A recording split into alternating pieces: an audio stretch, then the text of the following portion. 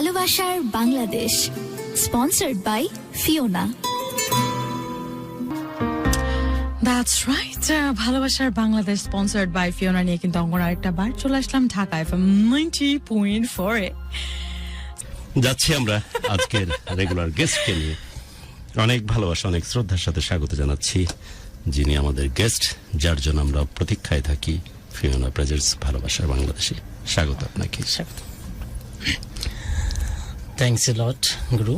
I'm so much happy to say something for using this media.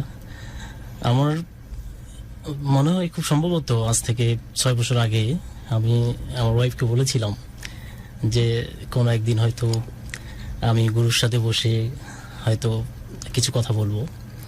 So I'm so much happy for fulfill my dream. Thanks a lot, Guru. And thanks a lot to the audience. যারা আপনারা দেখতে পাচ্ছেন সবাইকে স্বাগত জানাচ্ছি। ভালোবাসা হয়তো এটা লিমিটেড কোনো ওয়ার্ড না, এটা টোটালি ডিফারেন্ট একটা ওয়ার্ড। এটা একটা কমপ্লিকেটেড ওয়ার্ড না, এটা সবসময় লিবারেল এবং এটা সবার জন্য। ভালোবাসা সবার জন্য, এটা প্রতিটা জিনিসের জন্য আমাদের ভালোবাসা হতে পারে। আমরা ক্লাসিক্যাল বা ধ্রুপদী লাভ যেটাকে বলি, আসলে এটাও লাভ, বাট আমরা আলো ডিফারেন্ট টাইপস অফ লাভ কিন্তু আমরা দেখতে পারি এবং সমাজে আমাদের যে ভালোবাসাটা সেটা অনেক বেশি ছড়িয়ে দিতে পারি। তো আজকে এই অনুষ্ঠানে আমি আমার লাইফের কিছু গল্প শেয়ার করব। সেখানে অনেক কিছুই থাকবে, শুধুমাত্র ভালোবাসা না, এবং এখানে জীবন, যুদ্ধ, সংগ্রাম, career, love, affection, is and everything এখানে থাকবে ইনশাআল্লাহ। আপনারা যারা আছেন তারা সবাই অবশ্যই আপনারা হয়তো অনেকে আমাকে চিনেন, হয়তো বাংলাদেশের বিভিন্ন জেলা শহর থেকে আমাকে অনেকেই চিনেন। যারা আমাকে চিনেন দেখছেন তারা সবাই লাইভটাকে শেয়ার করে দিবেন বেশি বেশি করে, যাতে আরো বেশি ইন্টারেস্ট হতে পারে এই লাইভটা, এবং যাতে সবাই শুনতে পারে এবং এখান থেকে হয়তো কিছু যদি অনুপ্রেরণা কেউ পায়, তাহলে আমি হয়তো মনে করবো যে I am so much happy for participating here. আমি স্পেশালি আবারও গুরুকে থ্যাঙ্কস দিয়ে শুরু করছি আমার লাইফের কিছু গল্প। আমি ঢাকা FM 90.4-কেও অনেক বেশি কর্ডিয়াল থ্যাঙ্কস দিচ্ছি যে তারা আমাকে এ ধরনের একটা সুযোগ দিয়েছেন। আর গুরু তো আসলে আমি যখন ক্লাস 7-8-এ পড়তাম, 8, 9, 10 ইন্টারমিডিয়েট পড়তাম যখন, তখন থেকে আমি গুরুর আমি এই প্রোগ্রামগুলো শুনতাম। তো আমি আমার ওয়াইফকে এটা বলেছিলাম, হয়তো আপনাকে অলরেডি বলে ফেলছি। সে বিশ্বাস করেনি, হয়তো সে কোনোদিনও আমাকে বলছিল যে না এটা সম্ভব না, এটা তুমি পারবা না। তো এটা আমার লাইফের যে কয়েকটা ড্রিম ছিল তার মধ্যে এইটা একটা ড্রিম, যে আমি গুরুর সাথে বসে হয়তো কিছু কথা শেয়ার করব। আল্লাহ তাআলা আমাকে সেই সুযোগটাও দিয়েছেন। আমি জানি না আসলে আমার যতগুলো ড্রিম ছিল এগুলো কেন যেন আস্তে আস্তে সব ফুলফিল হয়ে যাচ্ছে, আলহামদুলিল্লাহ। I'm so much happy for getting the chance to share something by sitting with Guru. Thanks a lot, bro. আমি এই ছেলেটিকে পার্সোনালি চিনি। ও যখন আমার প্রশংসা করতেছে তখন আমি ভাবতেছি যে আমার ফ্যামিলি কত বেশি স্যাক্রিফাইস করেছেন আমার জন্য। যে 90s-এ যখন ঢাকা থেকে অনেক দূরে, প্রায় 250-300 কিলোমিটার দূরে একটা জায়গা থেকে আমাকে পড়ানোর জন্য পাঠিয়েছেন সবচাইতে ঢাকার সেরা প্রতিষ্ঠানটার একটাতে। অনেক স্যাক্রিফাইস, অনেক মানি ইনভলভমেন্ট, এভরিথিং। আবার প্রতিদিন সকাল থেকে রাত অবধি কি প্রচেষ্টা তাদের, নিরবিচ্ছিন্নভাবে প্রচেষ্টা। তারপর আমি যাতে উঠিনি। আর এখন যে মানুষটির গল্প আপনারা শুনবেন, সে বিনয়ের কারণে হয়তো আমার কথা বলার চেষ্টা করতেছে, বলতেছে যে he is really flooded away with love and proud, যে আমার সাথে সে স্টেজ শেয়ার করতেছে। আর আমি লজ্জায় কুকড়ে যাচ্ছি যে আল্লাহ রাব্বুল আলামিন যদি ওর মতো করে আমাকে পৃথিবীতে পাঠাতেন তাহলে আমার অস্তিত্ব হয়তো খুঁজে পাওয়া যেত না।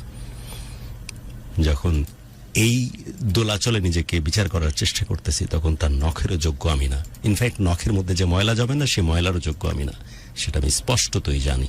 কারণ ওই ছেলের সম্বন্ধে আমি কিছুটা রিসার্চ করেছি এবং বিভিন্ন সময় বিভিন্ন সোশ্যাল মিডিয়ামে কিছু ভিডিওগ্রাফি আমার চোখের সামনে আসছে। তখন আমি আসলে এটা ভাবছি যে আমাদের পেছনে যে পরিমাণ এফোর্ট আমাদের বাবা মা, আমাদের পরিবার এবং আমাদের পারিপার্শ্বিক মানুষজনের, তারপরে আমার অবস্থা যদি এই হয়, আর যাদের একার যুদ্ধ একাই নির্ধারণ করতে হয়, একার পৃথিবী একাই লড়তে হয়, তারপরে যখন এরকম হয় তাদের কাছে আমরা কত বেশি নস্যি। রাদার আমরা তার কাছ থেকে জানতে চাই যে কি ছিল সেই যুদ্ধ, কেমন ছিল সেই কষ্ট, কেমন ছিল সেই পরিশ্রম, একজন ওয়ান ম্যান আর্মির মতো being started to till that, কিভাবে তার সফলতার রাস্তা সে তৈরি করেছে, এবং সেই সাথে যারা অল্পতে হতাশ হও, যারা অল্পতেই খেয়ে হারিয়ে ফেলো, আমার এটা না ওইটা নিয়ে বিভিন্ন রকমের নাক উচাটান ভাব নেওয়ার চেষ্টা করো, তাদের জন্য অনেক বড় মাপের একটা লার্নিং আজকে সত্যি কমিউনিকেট হতে যাচ্ছে।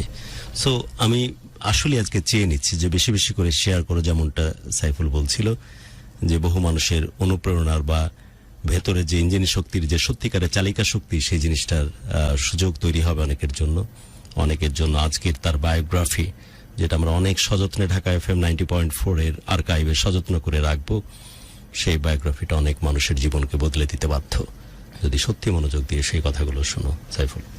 থ্যাঙ্কস এ লট। আমি মোহাম্মদ সাইফুল ইসলাম সাইফ। আমার বাসা রংপুর জেলার সদর উপজেলার মমিনপুর ইউনিয়নের চানকুটি গ্রাম, এবং এটি হচ্ছে বাংলাদেশের যদি বলি একটা প্রত্যন্ত গ্রাম এলাকা। যদিও রংপুর সদর, কিন্তু এখানে আসলে অনেক পিছিয়ে পড়া একটা এলাকা মমিনপুর চানকুটি গ্রাম, যেখানে আসলে আধুনিকতার যে ছোঁয়াটা ছিল সেটা আসলে খুব দ্রুত অ্যাভেলেবল ছিল না, এটা অনেক দেরিতে আসছে।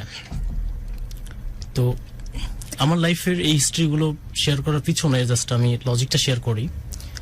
সেটা হচ্ছে যে আপনারা হয়তো আমাকে অনেকে চিনেন, বাট আমার প্রেজেন্ট স্ট্যাটাস সবই আপনারা হয়তো অনেকেই জানেন, বাট অনেকে হয়তো বলবেন যে তাহলে কি দরকার ছিল। বাট আমি চাই আমার যে পাস্ট ছিল, এই পাস্টটা আমি কখনোই ভুলতে চাই না। I don't forget my past. আমার কাছে মনে হয় যে এটি আমার জীবনের সবচেয়ে বড় টুলস সামনে এগিয়ে যাওয়ার জন্য। তবে আমার যে যুদ্ধটা ছিল, হয়তো এখনকার যুদ্ধটা ডিফারেন্ট, বাট এখনো আমি যুদ্ধের মধ্যে আছি। তবে আমি ইনশাআল্লাহ হয়তো আমার সেই অ্যাসাইনমেন্টগুলো ফুলফিল করতে পারবো। তো আসলে আমি আমার সেই গল্পেই ফিরে যাচ্ছি। আপনারা অনেক কষ্ট করে সময় দিয়ে আপনারা ওয়েট করছেন সেই আমার কথাগুলো শোনার জন্য। আপনাদের সবাইকে স্বাগত জানাচ্ছি আবারও। তো আমি অলরেডি বলেছি আমার বাসা রংপুরে। আমার লাইফের যে ফার্স্ট আজকের যে দিনটা, এটা হচ্ছে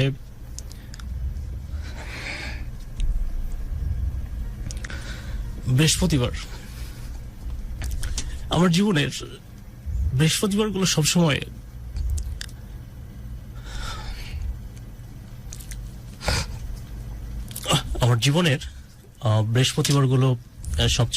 সবসময় কষ্টের হয়ে থাকে। আমি প্রতি বৃহস্পতিবারই আমার আসলে এই ফিলিংসটা তৈরি হয়, কারণ when I was in class 3 my mother was died at the time. আমি জানি না আসলে পৃথিবীতে ভালোবাসার যে জায়গাগুলো থাকে,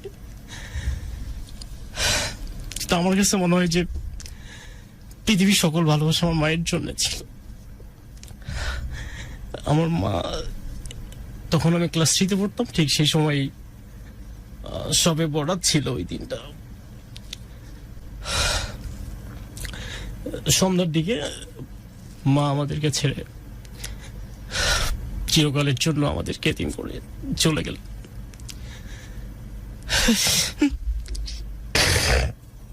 আমরা টোটাল 4 ভাই ছিলাম। আমার যে বড় ভাই, সে তখন একটা মাদ্রাসায় পড়াশোনা করতো। আমার যে মেজো ভাই ছিল, সে খুলনার একটা মাদ্রাসায় পড়াশোনা করতো। এন্ড দেন আমি থার্ড ছিলাম, এবং হচ্ছে আমার ছোট ভাই ছিল। এই 4 জন আমি খুবই ছোট ছিলাম, আমি ক্লাস 3-তে পড়ি তখন। এবং আমার যে ছোট ভাই, সে আমার চেয়ে ছোট। তো মা চলে যাচ্ছে, তখন আসলে আমাদের ফ্যামিলিটা ছিল খুবই একটা দারিদ্র ফ্যামিলি, এবং এটা হ্যান্ড টু মাউথ। আমার বাবা, আমাদের কিছু জমি জমা ছিল, বাট আমার বাবা আসলে একটা মাদ্রাসায় 4th ক্লাস চাকরির জন্য আসলে অনেক জমি জমা সেল করে দিয়ে ট্রাই করছিল, বাট আসলে বাবা সেখানে ফ্রডের শিকার হয়েছে। তো যার কারণে আসলে আমার যা কিছু ছিল সবকিছু আসলে আমরা হারাই ফেলছিলাম। আর শেষে এই কারণে বাবা একটু বাউন্ডারি টাইপের হয়ে যায়, তিনি কাজ টাজ তেমন করতেন না। তখন মা আসলে আমাদের সংসারটা খুব কষ্ট করে ধরেছিলেন, আর আমি সবসময় মায়ের পিছনে পিছনে থাকতাম, এবং মা সবকিছু ম্যানেজ করতেন। এবং আমি তখন ছোট ছিলাম, ক্লাস 3-তে পড়ি। ঠিক সেই সময় আমাদের বাসায় আসলে আমরা কিছু জমি ছিল ছোটখাটো, এটাতে আমরা সবজি আবাদ করতাম। আব্বা আসলে বাউন্ডারি হয়ে গেছিল, উনি সংসারে কোনো ধার চাটতেন না, উনি বাইরেই সবসময় থাকতেন। মা আমাদের 4 ভাইকে নিয়ে তো খুব কষ্ট করে তিনি দিন যাপন করেছেন। তো এই ক্ষেত্রে মা কি করতো, ওই যে আমাদের বাড়িতে যে শাক টাকগুলো আবাদ করতাম, তো ওগুলো আসলে আমি স্কুল থেকে ব্যাক করে আসলে আমি ওগুলো বাজারে নিয়ে যেতাম। বাজারে নিয়ে গিয়ে আমি আসলে চাল ডাল যা কিছু কেনার দরকার ছিল সেগুলো আমি কিনতাম। কেনার সময় আমি মায়ের জন্য কিছু কিনে নিয়ে আসতাম, হালকা পাতলা চানাচুর, বিস্কিট। মা আসলে আমাকে খুব আদর করতো, তো মা আমাকে নিয়ে খুব প্রাউড করতো, এবং সে বলতো যে আমার কথা বলতো যে আমার সাইফুল, তার ভাষায় আমার সাইফুল ভাইটা খুবই খুবই মেধাবী, এবং সে একদিন অনেক বড় হয়ে যাবে। তো আমার মা আসলে কিভাবে মারা গিয়েছেন, আমার মা আসলে একটা ডেলিভারিতে মারা গিয়েছেন। আমরা 4 ভাই ছিলাম। আমার বাবা আসলে তার একটা স্বপ্ন ছিল তার একটা মেয়ে হোক। আমাদের ফ্যামিলিতে, আমাদের বাংলাদেশের যে সোসাইটি, এটা অনেক ক্ষেত্রে আমি দেখি এরকম, যে একটা মেয়ের জন্য হয়তো ট্রাই করে। তো আমার মা আসলে তখন প্রেগন্যান্ট ছিলেন, তো সন্তান প্রসব করতে গিয়ে আসলে মা মারা গিয়েছেন। তখন আমরা ছোট। তো গুরু মা যখন, আমি আমার সামনে, আমি মাকে খুব ভালোবাসতাম, এবং আমি মা মারা গিয়েছেন তখন আমরা খুব কান্নাকাটি করছি, গোড়াগুড়ি করছি। সবাই হয়তো আমাকে সান্ত্বনা দিচ্ছে আমাদেরকে, বাট আমি তখন ছোট ছিলাম, কিন্তু আমি অনেক কিছু বুঝতাম। গুরু আল্লাহ তাআলা আসলে, আমি ছোটবেলায় থাকার পরেও, আমি খুব ছোট ছিলাম, তারপরে কেন যেন আমি অনেক কিছু বুঝতাম, এবং আল্লাহ তাআলা কেন যেন আমাকে একটু বেশি মনে হয় বুঝটা দিয়েছিলেন। আমি এই জন্য আল্লাহ তাআলাকে অনেক অনেক থ্যাঙ্কস দিই। আর গুরু মা মারা যাওয়ার পরে আসলে আমরা খুব গোড়াগুড়ি দিয়ে কাঁদছিলাম ওই সময়। তো পরে মাকে আমরা মাটি দিয়ে আসলাম। গুরু আমি বাড়িতে যাই না, মোস্ট অফ দ্য টাইম আমি বাড়িতে গেলে আমি থাকতে পারি। আমার লাইফে শুধুমাত্র একটাই অপূর্ণতা, যে আমার মা আসলে নাই। আমি বাড়িতে যেতাম, অনেক কষ্ট করতাম। আমি যখন ইউনিভার্সিটিতে হলে থাকতাম তখন আসলে অনেক কান্না করতাম। দেখা যেত যে ওখানে কেউ যদি একটা পিঠা নিয়ে আসতো, সে হয়তো আমাকে রুমমেট খাইতে দিত, তখন আমি তার বলতাম কই পাইছিস, তো বলতো যে এটা মা বানাই দিছে। তখন আসলে আমার এই জায়গাটা খুব খারাপ লাগতো। আমার লাইফে আমি এখনো অনেক জায়গায়, পৃথিবী, আমি বাংলাদেশে বিভিন্ন জায়গায় ঘুরি, লাখ লাখ মানুষ, মহিলা দেখতে পাই, অনেক মেয়ে মানুষ, বাট মায়ের মতো মুখটা আমি পাচ্ছি না, এটা মিস করি। এত দৈন্যতা, এত অভাব, এত কষ্টের মধ্যে ভালোবাসার প্রাচুর্যে ভরা এমন সাইফুলের, এবং সবার কাছে বিগ লার্নিং, প্রথম লার্নিংটা আমরা পেয়ে গেছি। বলছিলাম যে সাইফুলের আজকের যে বায়োগ্রাফি, যেটা অনেক সযত্নে ঢাকা FM 90.4 আর্কাইভে সযত্নে থাকবে, বড় লার্নিং কিন্তু পেয়ে গেছি। সাইফুল এখন কোন পজিশনে, কোথায় পৌঁছেছে, সে খবর তো আমরা শুনবই, সে গল্প তো জানবই, কিন্তু তার ভেতরে যে আকুতি, মাকে নিয়ে যে ভালোবাসা এবং ভালো লাগা, সেটি মানুষ হিসেবে তাকে প্রথমে কিন্তু দারুণ এক জায়গায় দাঁড় করিয়ে দিয়েছে। আমার কাছে মনে হচ্ছে যে ও যে জায়গাতেই পৌঁছাক না কেন, সেটা তো আমরা গল্পের মাধ্যমে জানতেই পারবো, কিন্তু আসলে সাইফুলের এখন মনে হয় একটাই একমাত্র চাওয়া হতে পারে যে মা, কোথায় তুই থাকিস, তোর ছেলে, তোর ঘর, সবকিছুকে করে পর, এত শূন্যতা, এত হাহাকার বুকের কোনখানেতে রাখিস, বা একটা মার, মা একটা বার ফিরে আয়, মা একটা বার ফিরে আয়, তোকে জড়িয়ে ধরি, তোর হাত দুখানা তোর গায়ের গন্ধ গায়ে মাখি, বড় অসহায় অসহায় তো সাইফুল, মা একটা বার, শুধু একটা বার ফিরে আয়। সো এই যে আকুতি আর এই যে শ্রদ্ধা, এই যে ভালো লাগা, এটাই আমাদের জীবনের সবচেয়ে বড় একটা দিক উন্মোচন হয়েছে at the beginning of the story. So আরো অনেক কিছু তোমাদের জন্য অপেক্ষা করতেছে। যারা, আমি বারবার বলছিলাম, যারা একটু না কুচা টাইপের, অল্পতেই বিভিন্ন রকমের ছুতো খুঁজো জীবন নিয়ে অসহায় বোধ করার বা জীবন শেষ করে দেওয়ার, তাদের জন্য সাইফুলের এই বায়োগ্রাফি দারুণ একটা এক্সাম্পল হয়ে থাকবে। সাইফুল, তারপর? Thank you.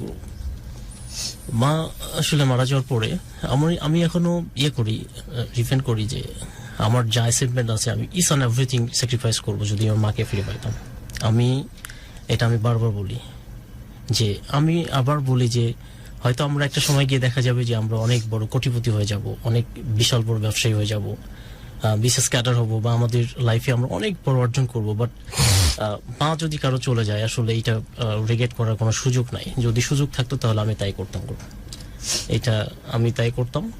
তবে মা চলে যাওয়ার পরে আমাদের সামনে আমরা মাকে দাফন করা হলো। তখন আমরা খুবই ছোট আসলে। তারপরে কিছুদিনের স্মৃতি আমার আসলে সেরকম খুব বেশি মনে নাই। তবে আমি যখন ওই বাজার থেকে এই শাক সবজিগুলো বিক্রি করে চালটা নিয়ে আসতাম, আসলে মা কেমন হয়, একজন মা আসলে এরকমই হয়। আসলে দেখা যেত যে আমি 1 কেজি চাল নিয়ে আসছি একদিন, তো মা এটা রান্না করতো, আমরা 4 ভাই ছিলাম, তো আমাদের সবাইকে দিত, কিন্তু দেখা যায় যে মা খাইতো না। তো আমি পরে চেক আপ মা বলতো যে হ্যাঁ আছে, সবকিছু আছে, সমস্যা নেই, তোমরা খেয়ে নাও। আমি খাওয়ার সময় একটু চেক আপ করে দেখতাম যে মাকে আসলেই কিছু রাখছে কিনা। তো পরে দেখি যে না, আসলে মা কিছুই রাখেনি, তার জন্য আমাদেরকে সবকিছু দিয়ে দিছে। তখন আসলে মায়ের প্রতি যে আমার যে ভালোবাসাটা, এটা আমি অনেক বেশি ফিল করি এই কারণেই। কারণ আজকে যদি আমার মা থাকতো, তাহলে আই থিঙ্ক দ্যাট সে পৃথিবীর সবচেয়ে গর্বিত মা হতেন, এবং সে অনেক বেশি হ্যাপি হতো, হয়তো আমি তাকে হ্যাপি করতে পারতাম। তো বাট এটা হয়তো আর সম্ভব হচ্ছে না। তো যাই হোক, মা চলে যাওয়ার পরে আমাদের স্টেপ মা 40 দিনের মাথায় 40 days বাবা বিয়ে করে। তখন আমি খুবই ছোট, আমার ছোট ভাই ছিল সিরাজুল, ও ছোট, অনেক ছোট।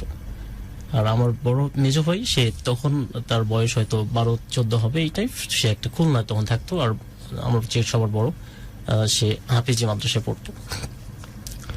তো আমরাই বাড়িতে থাকতাম, আর বড় 2 ভাই বাইরে থাকতো। আব্বা তো এরকম তিনি আমার যখন স্টেপ মাদার হলো, বাবা যখন বিয়ে করলেন, তারপরে আসলে আমাদের যে লাইফের যে স্ট্রাগল, যে সংগ্রামটা, আসলে এটা অরিজিনালি শুরু হয়ে যায়। আসলে একজন মা না থাকলে, আপনার যদি পৃথিবীতে মা না থাকে, আপনার যত সম্পত্তি থাকুক না কেন, আপনার যাই থাকুক না কেন, আপনার কেউ থাকবে না।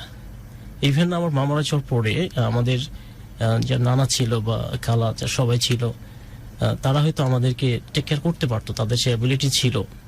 বাট একটা প্রবাদ আছে যে, এটা বাংলায় বলে যে চিরা বলো, পিঠা বলো ভাতের মতো না, খালা বলো, ফুপু বলো মায়ের মতো না। তো আমি আমার লাইফে যেটা দেখেছি, যে আপনার যদি মাটা হচ্ছে 1, আপনি 1-এর পরে যতগুলো নাম্বার দিবেন, এটা আপনার একটা অনেক বড় একটা নাম্বার হয়ে যাবে। বাট যদি আপনি 1টা মাইনাস করে দেন, তাহলে আপনার সবগুলো 0 হয়ে যাবে। তো আমার কাছে মনে হয় যে যার মা নাই পৃথিবীতে, আসলে সে যত বড় অ্যাচিভমেন্ট করুক না কেন, তার একটা শূন্যতা থাকবেই। তো গুরু আসলে মা চলে যাওয়ার পরে আমাদের যে সত্যিকার যে স্ট্রাগলিং এর জায়গাটা, এটা শুরু হয়ে যায়। আসলে একটা টেক্সট নিয়ে নিই। জি শিওর। আলামিন লিখেছেন, আপনার যেরকম চেয়ার, ওনার চেয়ারটা ওই রকম হওয়া দরকার। I exactly agreed. পারমিশন চেয়ে নিচ্ছি। সমস্যা নাই, প্লিজ। ঠিক আছে, থ্যাংক ইউ। উঠো। আলামিন বলেছে যে আমার চেয়ারটার মতো চেয়ার সে ডিজার্ভ করে। আলামিনের চেয়ার, সমস্যা নাই। ওকে, তারপর ওটা একটু সরিয়ে না।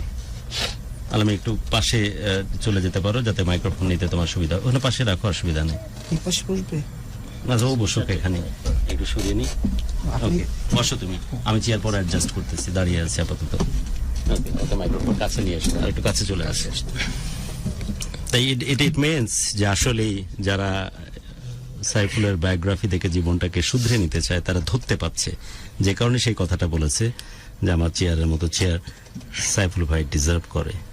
আলামিনের কথা শুনলাম এবং সাইফুলকে সেই চেয়ারটাই বসলাম। ওকে, তারপর? আচ্ছা, থ্যাঙ্কস এ লট। আসলে আমরা যখন কিছু শেয়ার করি, আমার কাছে চেয়ারটা আসলে আমার কাছে মনে হয় না এটা বড় ফ্যাক্টর।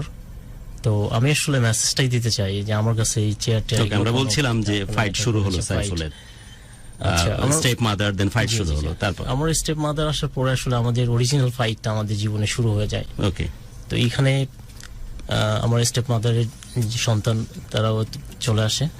তখন আসলে আমি খুবই ছোট ছিলাম। তো ওইখানে আমি পড়াশোনাটা আসলে তখন আমি ওই কাজই করতাম। আমি আগে যে কাজ করতাম ফ্যামিলি দেখারটা, আমার বাবা তো এরকম একটু লোক ছিল। তো ফ্যামিলির মূল কাজগুলো অর্থাৎ বাজারে যাওয়া, এইসব চাল ডাল কিনে নিয়ে আসা, এটা আসলে আমি নিজে দেখতাম। তো যদিও আমি তখন ছোট ছিলাম, অনেক ছোট ছিলাম। তো আমি আসলে এইভাবে করেই পড়াশোনা করতাম। তখন ক্লাস 3 মামারা যাওয়ার পরে 4-5 পর্যন্ত পড়েছি, 6 পর্যন্ত পড়লাম। তখন আমি আসলে আমি পড়াশোনা করতাম, হয়তো আপনারা চিনবেন। আমি পড়তাম, আমি প্রাইমারি স্কুল পড়েছি আমাদের গ্রামেরই চানকুটি প্রাথমিক বিদ্যালয়ে, ওখানে পড়াশোনা করেছি। তো ওইখানে পড়াশোনা করছি, তখন আমি স্কুলে ফার্স্ট বয় ছিলাম আমাদের স্কুলে। ওই অবস্থাতে ফার্স্ট বয় ছিলাম। আসলে আমি কখনো সেকেন্ড বা থার্ড, ফোর্থ ছিলাম না। বলো কি, এত স্ট্রাগল এত কিছুর মধ্যে? জি।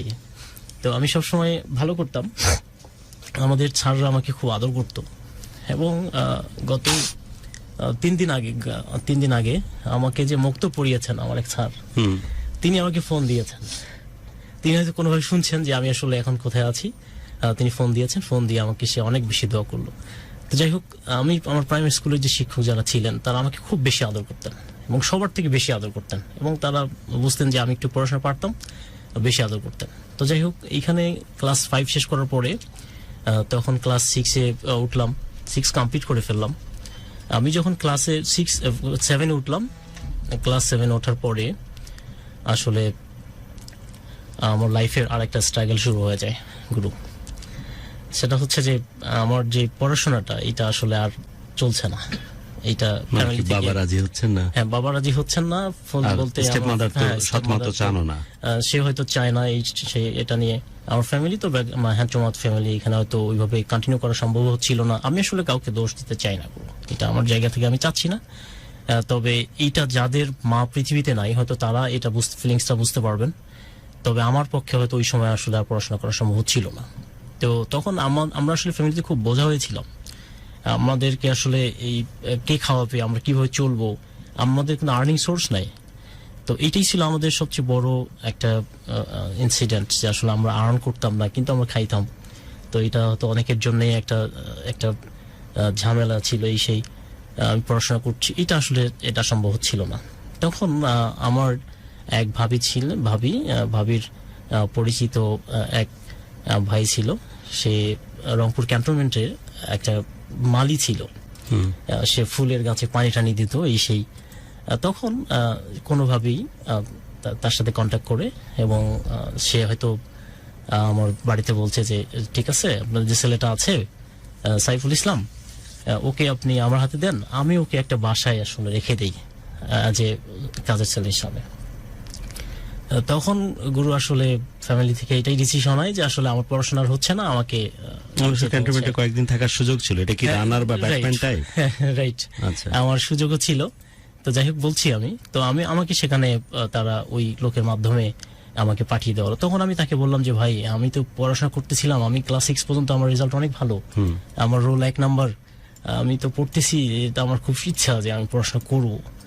তো তারপরে জোর করে আসলে এক ধরনের আমাকে সেখানে রেখে দেওয়া হলো। হয়তো এই ফিলিংসটা আমার কাছে কত কষ্টের।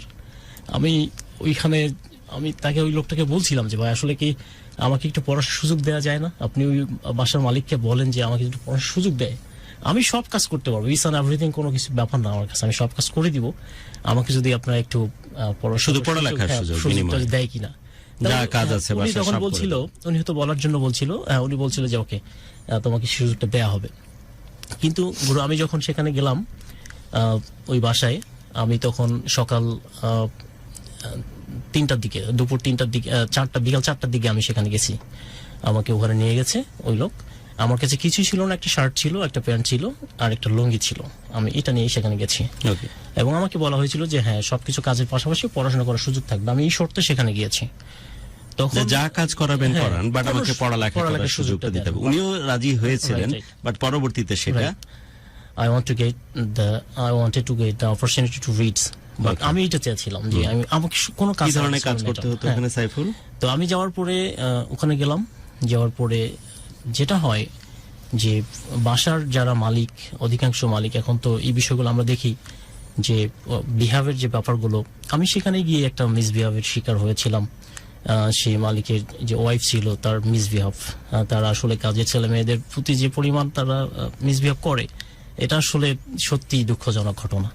তো আমি যাওয়ার পরে আমাকে সে কাজ দিল, এই ফ্রেশ হলাম, ফ্রেশ হওয়ার পরে আমাকে বললো যে তোমার কাজ হচ্ছে বাজার করা, ইটস ওকে, তোমার কাজ হচ্ছে এই গেট খুলে দেওয়া, কেউ যদি আসে যায় গেট লাগাই দিতে হবে, গেট খুলে দিতে হবে, ওকে, তারপরে বাজার করে নিয়ে আসতে হবে, আমার একটা বেবি আছে তাকে বাগানে নিয়ে গিয়ে খেলে নিয়ে আসতে হবে, এটা একটা কাজ ছিল। তারপরে হচ্ছে বাসার যে পরিষ্কার করা, এই সব কাজও আমাকে করতে হবে, সবকিছু। তো আমি রাজি ছিলাম, আমার কাছে ঘর ধোয়া মোছা এগুলো সব, এই সব কাজই করতে হবে নরমালি, আচ্ছা। যেটা এই সবই কাজই আমাকে বলছিল তারা।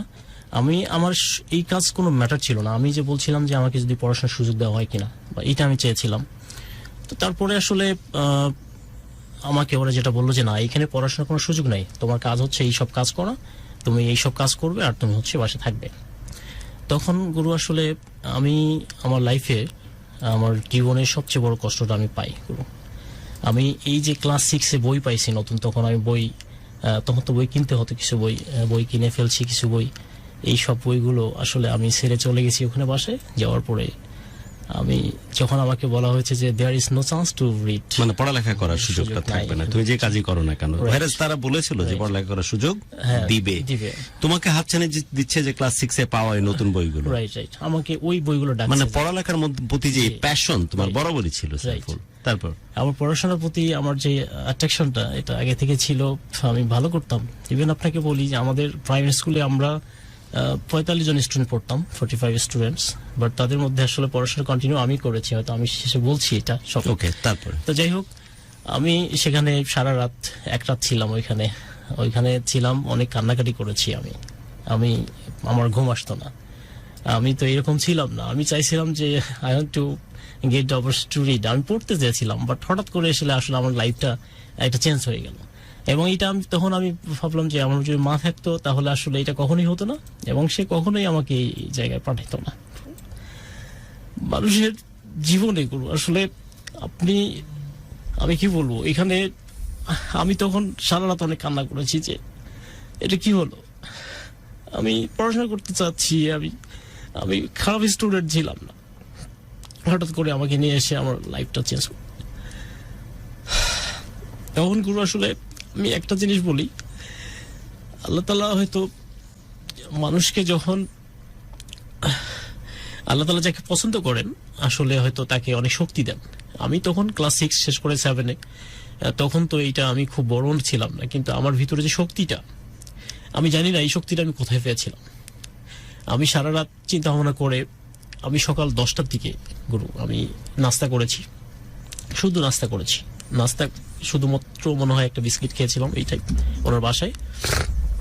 আর আমি যেখানে আমাকে পাঠানো হয়েছিল সেটা রংপুর ক্যান্টনমেন্ট, এটা আপনারা অনেকেই, আমার বাসা রংপুরে, আপনারা অনেকে চিনবেন, রংপুর ক্যান্টনমেন্টের মেইন গেটের পাশেই আর্মি অফিসারের বাসা।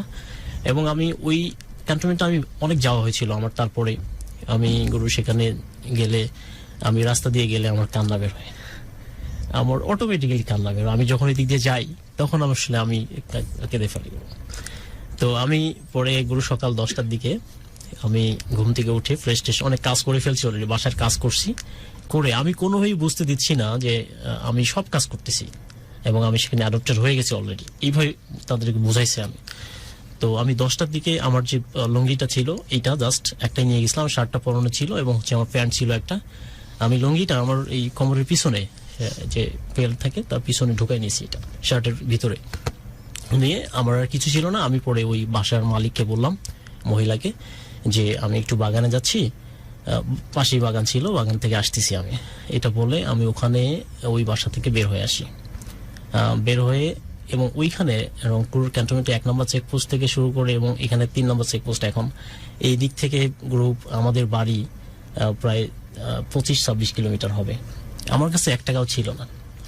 অনেক সাহসের ব্যাপার সাইফুল, কোন পথে হাঁটতেছো, ক্লাস 6-এ পড়া একটা ছেলে, আমার কাছে কোনো টাকা ছিল না গুরু, আমার কাছে এত বড় একটা সিদ্ধান্ত নিচ্ছ, কি হবে তোমার ভবিষ্যতে? আমার কাছে 1 টাকাও ছিল না। ইভেন আমি সবচেয়ে ভয়ে ছিলাম যদি আমাকে তারা ধরে ফেলে তাহলে হয়তো আমার তো আর পালানো সম্ভব না। এটা হয়তো একটা বাজে, এই পালানোর চেষ্টা তো একটাই, শুধু পড়ালেখা। হ্যাঁ, শুধু পড়ালেখা। আমি শুধুমাত্র পড়ালেখার জন্য পালাচ্ছি। ওকে, তুমি তারপর বের হয়ে আসলে, তারপর? আমি তখন এইখানে গ্রুপ দুইটা রিস্ক ছিল। একটা রিস্ক হচ্ছে যদি তারা আমাকে কোনোভাবে বুঝতে পারতো যে সে পালাই যাবে, তাহলে হয়তো তারা আমাকে হয়তো অন্যভাবে তো আটকে রাখতো বা আসতে দিত না, হয়তো আর বের হইতে দিত না। সাইফুলের সাথে নিয়ে আমি অনুরোধ করতেছি, সাইফুল নিজেও এই কথাটা বলেছিল, সেটা হচ্ছে যে প্লিজ ডু শেয়ার। আমি কোনো জিনিসই এমন হয় এত নিরঙ্কুশ ভাবে চাই না ফিওনা প্রেজেন্স ভালোবাসা বাংলাদেশ থেকে। যা চাই সেটা হচ্ছে শেয়ার। কারণ আমাদের কষ্টে থাকার বহুবিধ কারণ বর্তমান পৃথিবীতে আছে এবং বাংলাদেশেও আছে। We are really struggling with our economic condition, we are really struggling the inflation rate, we are struggling to survive. কিন্তু এত কষ্ট, এত পেছন ফেরার গল্পের মধ্যে এই রকম একটা মানে টার্ন ব্যাক করা ওয়ান ম্যান আর্মি টাইপ সাইফুলের গল্প শুনলে অনেক মানুষের প্রবলেম রিজলভ হতে বাধ্য। ইটসেলফ ওভারনাইট চেঞ্জ হয়ে যাবে। শুধু দরকার ভেতরের এই তাকত যে আমি চেষ্টা করব, আমি শুধুই চেষ্টা করব, প্রচন্ড পরিশ্রম করবো এবং ডেফিনেটলি দিন শেষে আমি সূর্যের আলো দেখতে পাবো এবং আমি সফল হব। এটার কিন্তু শর্টকাট কোনো মন্ত্র না, যে মন্ত্রটাকে পুঁজি করে সে 3 বছর বয়সে মাকে হারানোর পরে তার স্টেপ মাদারের কারণে, বাবার কারণে যখন পড়ালেখা থেকে দূরে চলে যাচ্ছে, তখন শুধু পড়ালেখার তাগিদে সে মানুষের বাসায় ঘর বাড়ি ধোয়া মোছার কাজ করতেছে, তার বাচ্চাকে বা গার্ডেনে নিয়ে যে খেলানোর জন্য এইসব কাজ করতেছে। উদ্দেশ্য কিন্তু একটাই, সেটা হচ্ছে পড়ালেখা। যখন আমাদেরকে তাগিদ দিতে হয় এখন পড়তে বস, এই কর সেই কর, ঠিক সেই সময় একটা ছোট্ট বাচ্চা নিজে নিজে ফাইট তৈরি করতেছে, নিজের রাস্তা, নিজের যুদ্ধ তৈরি করতেছে যে আমাকে সফল হতে হবে। এটা কোথায় গিয়ে থেমেছে এখন পর্যন্ত, এর সফলতার মাত্রা কেমন সেটা শুনেই তোমরা চমক পাবে। সো প্লিজ ডু শেয়ার, অনেক বেশি করে শেয়ার করে বহু মানুষকে জানিয়ে দাও যে আমার মধ্যে অনেক অসম্পূর্ণতা থাকতে পারে, অনেক কষ্ট বা লিমিটেশন থাকতে পারে, কিন্তু একটা সিঙ্গেল যদি ইউএসপি থাকে তোমার ক্যারেক্টারিস্টিক্স এর মধ্যে, যে আমি আজ থেকে চেষ্টা করব, শুধুই চেষ্টা করবো, হার্ড ওয়ার্ক করবো, তাহলে তুমি সফল হতে বাধ্য। এই নর্মাল এবং খুবই কমন একটা ইউএসপি তোমার জীবনটা যে কিভাবে বদলে দিতে পারে তার দারুণ একটা সাক্ষাৎ উদাহরণ হচ্ছে আমাদের সাইফুল, যার বায়োগ্রাফি তোমাদের কাছে আজকে আমরা রিপ্রেজেন্ট করতেছি বছরের শেষ দিনে। এর চাইতে ভালো উপলক্ষ আর হতে পারে না। So please do share. এখন মনে হয় আমি 300-র আশপাশে শেয়ারে আছি। আমি বিশ্বাস করি আগামী 15 মিনিটসের মধ্যে এই শেয়ার 700+ হবে। আমাকে কখনোই তোমরা নিরুৎসাহিত করনি, কখনো আমার কথার ব্যত্যয় ঘটেনি। এক্স্যাক্টলি এখন যে মুহূর্তে যারা আছো আমাদের সাথে লাইভে, সবাই অন্তত একটা করে শেয়ার করে বহু মানুষের কাছে গল্পটা পৌঁছে দাও। It will be the noble cause, যে কোনো মানুষের জীবন বদলে দেওয়ার যদি সত্যি তুমি একজন সারথি হতে পারো একটা শেয়ার দিয়ে, সেটাও কিন্তু একটা দারুণ উপলক্ষ বা দারুণ একটা চেষ্টা হতে পারে।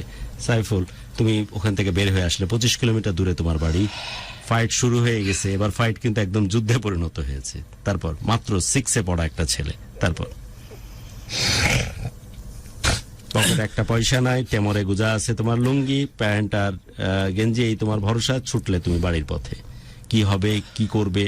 স্টেপ মাদার, বাবা তোমার দায়িত্ব ওইভাবে নিতে পারতেছে না বা নিতে চাচ্ছেন না, একার যুদ্ধ একা তৈরি করতেছো। উদ্দেশ্য এবং চাওয়া একটাই, সেটা হচ্ছে পড়ালেখা করা। Main reason that I want to read. আমি সেখানে group Ariful, thank you. Already সে টেক্সট আমাদের কথা শোনার সাথে সাথে সে শেয়ার করেছে এবং সবাই সেই জিনিসটা জানান দিচ্ছে। তোমরা আমাকে জানান দাও, আমি অ্যাকনলেজ করতে চাই যে ইনস্ট্যান্ট যারা আমাকে কথা দিয়েছো, যারা এখন লাইভে আছে, তারা শেয়ার করতেছো। তারপরে আমি খুব রিস্ক নিয়ে ওখান থেকে বের হই। আমার পকেটে কোনো টাকা ছিল না, অলরেডি বলে ফেলছি আমি। আর এখান থেকে আমার 25 থেকে 26 কিলোমিটার হবে আমাদের বাড়ি, রংপুর 1 নম্বর চেকপোস্ট থেকে। Thanks Rana for share. সেখান থেকে আমি হেঁটে কোন রকম ক্যান্টনমেন্ট পার হয়ে আমি ওই দিক দিয়ে হেঁটে বাড়ি চলে যাই। তখন আমি বের হয়েছি সকাল 11টার দিকে মেবি। আমি বাসায় পৌঁছতে এই 4টা-5টা বেজে যায়। আমি আস্তে আস্তে আসলে গেছি ওখানে, ধীরে ধীরে। তখন তো আমি হাঁটতে পারছিলাম না, খাইও নেই, সকালে খাইও নেই ওই সময়, আসলে না খেয়ে বের হয়েছি। শুধু মনে হয় একটা বিস্কিট খেয়েছিলাম, যেমন তুমি বললে। তখন আমি জানতাম না যে what is the future of mine, আমার আসলে ভবিষ্যতে কি হবে, আমি সেখানে বাড়িতে যাওয়ার পরে আসলে রিয়াকশনটা কেমন হবে, আমি আসলে কি করব। বাট আমি যেহেতু তোমার মেইন পারপাসটা সার্ভ হচ্ছে না পড়ালেখা, তুমি বের হয়ে গেছো, বাকিটা কি হবে দেখা যাবে। বাট বয়স তো অনেক কম, 6-এ পড়া একটা ছেলে, ক্লাস 6-এ পড়ি। তবে আমি এটাই বলি যে আল্লাহ তাআলা আসলে আমাকে ওই সময়ও এই বোধ দিয়েছিলেন, বোধটা আল্লাহ তাআলা হয়তো বলেছিলেন যে তুমি এখান থেকে বাড়ি থেকে বের হয়ে যাও, আমি তোমাকে রাস্তা দেখাই দিচ্ছি। Okay, এটা আমার কাছে মনে হয়েছে। আমি আল্লাহ তাআলাকে অনেক অনেক থ্যাঙ্কস দিই যে আসলে তিনি আমাকে এই সাহসটা না দিলে হয়তো আমি বের হইতে পারতাম না। তাও ঠিক। তো যাই হোক, আমি সেখান থেকে বের হয়ে চলে যাই হেঁটে হেঁটে। আমার সারাদিন না খাওয়ার ক্লান্ত, আমি বাসায় তখন পৌঁছে যাই 5টার দিকে। বাইজিদ হোসেন, থ্যাংক ইউ, 8টা শেয়ার করেছো, থ্যাংক ইউ। তখন বাসায় চলে যাই। চলে যাওয়ার পরে আমার বাড়িতে সবাই অবাক যে কি ব্যাপার, তোকে আমরা ওখানে রেখে আসলাম। লাইভ দেখছিস মালদা থেকে, শেয়ার করছিস, থ্যাংক ইউ। আমার উপরে এক ধরনের বাজে রিয়াকশন হয় আসলে বাসায় যে বাবা নাকি সৎমা সবাই যে জাস্ট একসাথে। আমি আসলে কাউকেই কোনো কি বলতেছে ওরা বলছে যে কি ব্যাপার আসলে, আমরা তোকে ওখানে রেখে আসলাম, তুই ওখান থেকে চলে আসছিস, এই সেই কি করে খাবি, এই আসলে কমন যেটা নরমালি গ্রামে যেটা বলে আসলে। তখন আমি আমার বাবাকে বললাম, বাবা আমি তোমার ছেলে, তুমি আমাকে জাস্ট একটা চান্স দাও, যে আমাকে তোমার কোনো টাকা পয়সা খরচ দিতে হবে না, জাস্ট আমাকে একটা চান্স দাও যে আমি পড়তে চাই, জাস্ট পড়ার সুযোগটা দাও, আমাকে অন্য কিছু করতে হবে না, কোনো টাকা পয়সা দিতে হবে না, পড়ার বিষয়ে কোনো এক্সপেন্স আমার ক্ষেত্রে বিয়ে করতে হবে না, just I want to get chance, আমাকে একটু চান্স দেওয়া হোক। তখন আব্বা আসলে বললো যে ঠিক আছে, ওকে তুই যেভাবে চাচ্ছিস, এত করে এখানে রেখে আসলাম, পালায় আসছিস, যাই হোক তোকে চান্সটা দিছি, তুই এখন তোর মতো করে কোথায় কি করবি না করবি সেটা আমি জানি না। তো আমি তখন আমি চান্সটা কি বাড়িতে থাকার সুযোগটা জাস্ট আমি পড়াশোনা করতে, আমি আমারটা ব্যবস্থা করে নিব, তুই যা ইচ্ছা কর, বাড়িতে থাকার সুযোগ পাবি, সুযোগটা রাইট। আশফিয়া বলেছো শেয়ার ডান, পড়াশোনার সুযোগটা পাবো আসলে। বাড়িতে থাকার সুযোগটা বলতে এইটাও একটু কনসাইজ ছিল, তবে জাস্ট আমি চেয়েছিলাম যে আমি বাবাকে বলছিলাম যে আমাকে জাস্ট ধরে বেঁধে কোথাও রাখার দরকার নেই, আমাকে এই ফ্রিডমটা দেন যে আমি পড়তে চাই, আমি পড়াশোনা করি। ওকে। তো তারপরে আসলে আমাকে সেই সুযোগটা আমি সেটা পাই। তখন আমি ভর্তি আবার আমি মাদ্রাসায় পড়তাম, আমি দাখিল মাদ্রাসায় পড়তাম। তখন ক্লাস 7-এ আবার সেই মাদ্রাসায় গেলাম, পরের দিন বই নিয়ে আমি মাদ্রাসায় কমপ্লিট করেছি, ওই মাদ্রাসা থেকে করেছি। আমি পরের দিনে আবার সেই বইগুলো নিয়ে আবার মাদ্রাসায় চলে যাই। আমি এই একদিন আগেই ছিলাম একটা বাসায়, তারপরের দিন আমি আবার সেখানে মাদ্রাসায় চলে যাই পরের দিনই। তখন সবাই তো অবাক হয়ে যায়। প্রথম রিঅ্যাকশন কি নতুন বইগুলো গন্ধ নিয়ে? হ্যাঁ, তখন আমি তো ওই বইগুলো কোলে নিয়ে আসলে আমি খুব বেশি আসলে ফিলিং ছিল ওই সময় আমার, যে আমি পড়ালেখা কি আর আমাদের কত প্যাম্পারিং করা লাগে। আল্লাহ তাআলা আমি সেখান থেকে বের হয়ে আসছি। Very good. তো দাখিল কি ওখান থেকে কমপ্লিট করেছো? আমি আল্লাহ তাআলার কাছে থ্যাঙ্কস দিই যে আমি ওখানে বের হয়ে আসতে পারছি ওই জায়গা থেকে। তাহলে আমি এখনো ওইটা করি, যে রিমাইন্ড করি যে যদি আমি ওখান থেকে বের হইতে না পারতাম, আমার লাইফের সবচেয়ে বড় টার্নিং ছিল ওই বাড়ি থেকে বের হয়ে আসাটা। বাট একটা ডিসিশন হয় কি, আমি আপনাদের অনেকেই বলছি যে আমাকে যারা চেনেন, বাট আমি হয়তো আপনারা হয়তো আমাকে ভালো করে চিনেন, মানে সাইফ স্যার বলে সবাই চিনে, আমাকে সবাই সাইফ স্যার বলে চিনে, টেক্সট করছে যে সাইফ স্যার এই ঘটনা অনেক বেশি অনুপ্রেরণাদায়ক। সবাই আমাকে সাইফ স্যার বলে, কেন সাইফ স্যার সেটা কিন্তু তোমরা ঘটনা আস্তে আস্তে জানতেই পারবে। তারপর আমাকে সবাই সাইফ স্যার বলেছি। আমরা দাখিল মাদ্রাসা দাখিলের কথা বলছিলাম, এটা কি কামেল পর্যন্ত নাকি দাখিলই ছিল? ওটা দাখিল মাদ্রাসা ছিল। আমি তখন ওখানে আবার স্কুলে গেলাম, স্কুলে গিয়ে আবার আমাদের যারা স্যার ছিল তারা খুবই হ্যাপি যে আমি সেখানে গেছি, এবং তারা আমাকে খুব আদর করতো, এবং তুমি বলেছো হ্যাঁ আদর করতো তারা। আমি তো প্রাইমারি শেষ করে আবার মাদ্রাসায় গেছি, তখন ক্লাস 5 শেষ করে আবার মাদ্রাসায় ভর্তি হয়েছি। মাদ্রাসায় ভর্তি হওয়ার একটাই কারণ হচ্ছে যে সেখানে টাকা কম লাগে, আর মাদ্রাসায় পড়তে টাকা খুব বেশি লাগে না, এই কারণে। নাহলে আমি স্কুলে ভর্তি হতে পারতাম। বাট আমি সেখানে যাওয়ার পরে আমি আবার সেই বই নিয়ে পড়াশোনা শুরু করলাম। এর মধ্যে আসলে আমি এখন ফাইন্যান্সটা কিভাবে হবে, তখন আমি আসলে এটা নিয়ে খুব মধ্যে ছিলাম, যে এই যে ড্রেস কেনা বা হচ্ছে খাতা কলম এই সেই পড়াশোনা, তখন গুলো আসলে আমার আরেকটা লাইফ শুরু হয়ে যায়। আসলে আমি ম্যানেজ নিজেই করতাম, আসলে আমাকে নিজেই ম্যানেজ করতে হতো। ক্লাস 6-7 একটা বাচ্চাকে নিজেকে নিজের পড়ালেখা সমস্ত কিছু ম্যানেজ করতে হচ্ছে, আমাকে নিজেকে ম্যানেজ করেই আসলে চলতে হবে। এটা ছাড়া কোনো ওয়ে নাই আমার একটাই ওয়ে, আমি যদি পড়তে চাই তাহলে সবকিছু নিজেই ম্যানেজ করতে হবে। আমরা নির্দিষ্ট সময়ের মধ্যে তোমার জীবনের প্রত্যেকটা পরতের গল্প শুনতে চাই, সো আমরা যদি একটু ফাস্টার যাই। তারপর হচ্ছে যে আমি ওখান থেকে যারা করলাম গ্রুপ, আমি তখন ওই নিজে পড়াশোনা নিজে চালাই, এই কারণে আমাকে কি করতে হয়, আমি 2-1 দিন মাঝে মাঝে মাদ্রাসা ফাঁকি দিতাম, একদিন যাইতাম না। তো ওই দিন দেখা যেত আমি একটু কোনো কাজ করতাম। অনেকেই কাজটা কেমন ছিল যে অনেকেই ধরেন যে কাজ করে একটা মজুরি পায়, তো আমি যেহেতু স্টুডেন্ট মানুষ, আমি তো ওই সময় পরিমাণ কাজ করতে পারবো না একদিনে। তখন আমি কি করতাম, আমি কারো কাছ থেকে একটা কাজ নিয়ে নিতাম, যে আমি সেটা 3 দিনে বা 4 দিনে করে দিতাম। বুঝতে পারছি। অর্থাৎ আমরা যে কামলা হায়ার Right, করি, right. হয়তো কামলা হায়ার করলে এখন হয়তো 500 টাকা পাই, Right, right. ওরা হয়তো 8 ঘন্টা করবে। আমি বললাম যে ঠিক আছে, তোমার এই কাজটা জি। হচ্ছে যে এই কামলা দিয়ে এই এতখানি জমি কোপানো আমি 3 দিনে করবো, Right, যেহেতু আমি পড়ালেখার আমি 3 দিন বা মধ্যে 4 দিনে করব। আমাকে তুমি 500 টাকা দিও। Right right. এই চান্সটা আসলে অনেকেই দিত না। তো এইখানে আসলে আমি আমাদের গ্রামে কিছু হিন্দু মানুষ আছে, এখানে আমাদের সাগরদা নামে এক লোক আছে, আমি কর্ডিয়াল থ্যাঙ্কস দিই তারে, সে আমাকে অনেক কাজ দিতে এই টাইপ। দাদা অনেক কৃতজ্ঞতা, কারণ আমরা জাতপাত বুঝি না, আমরা শুধু বুঝি লালনের এই কথার মতো মানুষ Right. দেখতে এসেছিলাম, ভবে এমন জনম আর কি হবে, সে মানুষের কাতারে আপনি পড়েন। না, সত্যি সাগরদা বলবো, অনেক আমি কৃতজ্ঞ। যখন বাংলাদেশে- তারপর অনেকেই এইভাবে আপনি কাজ করছেন না, সাহেব।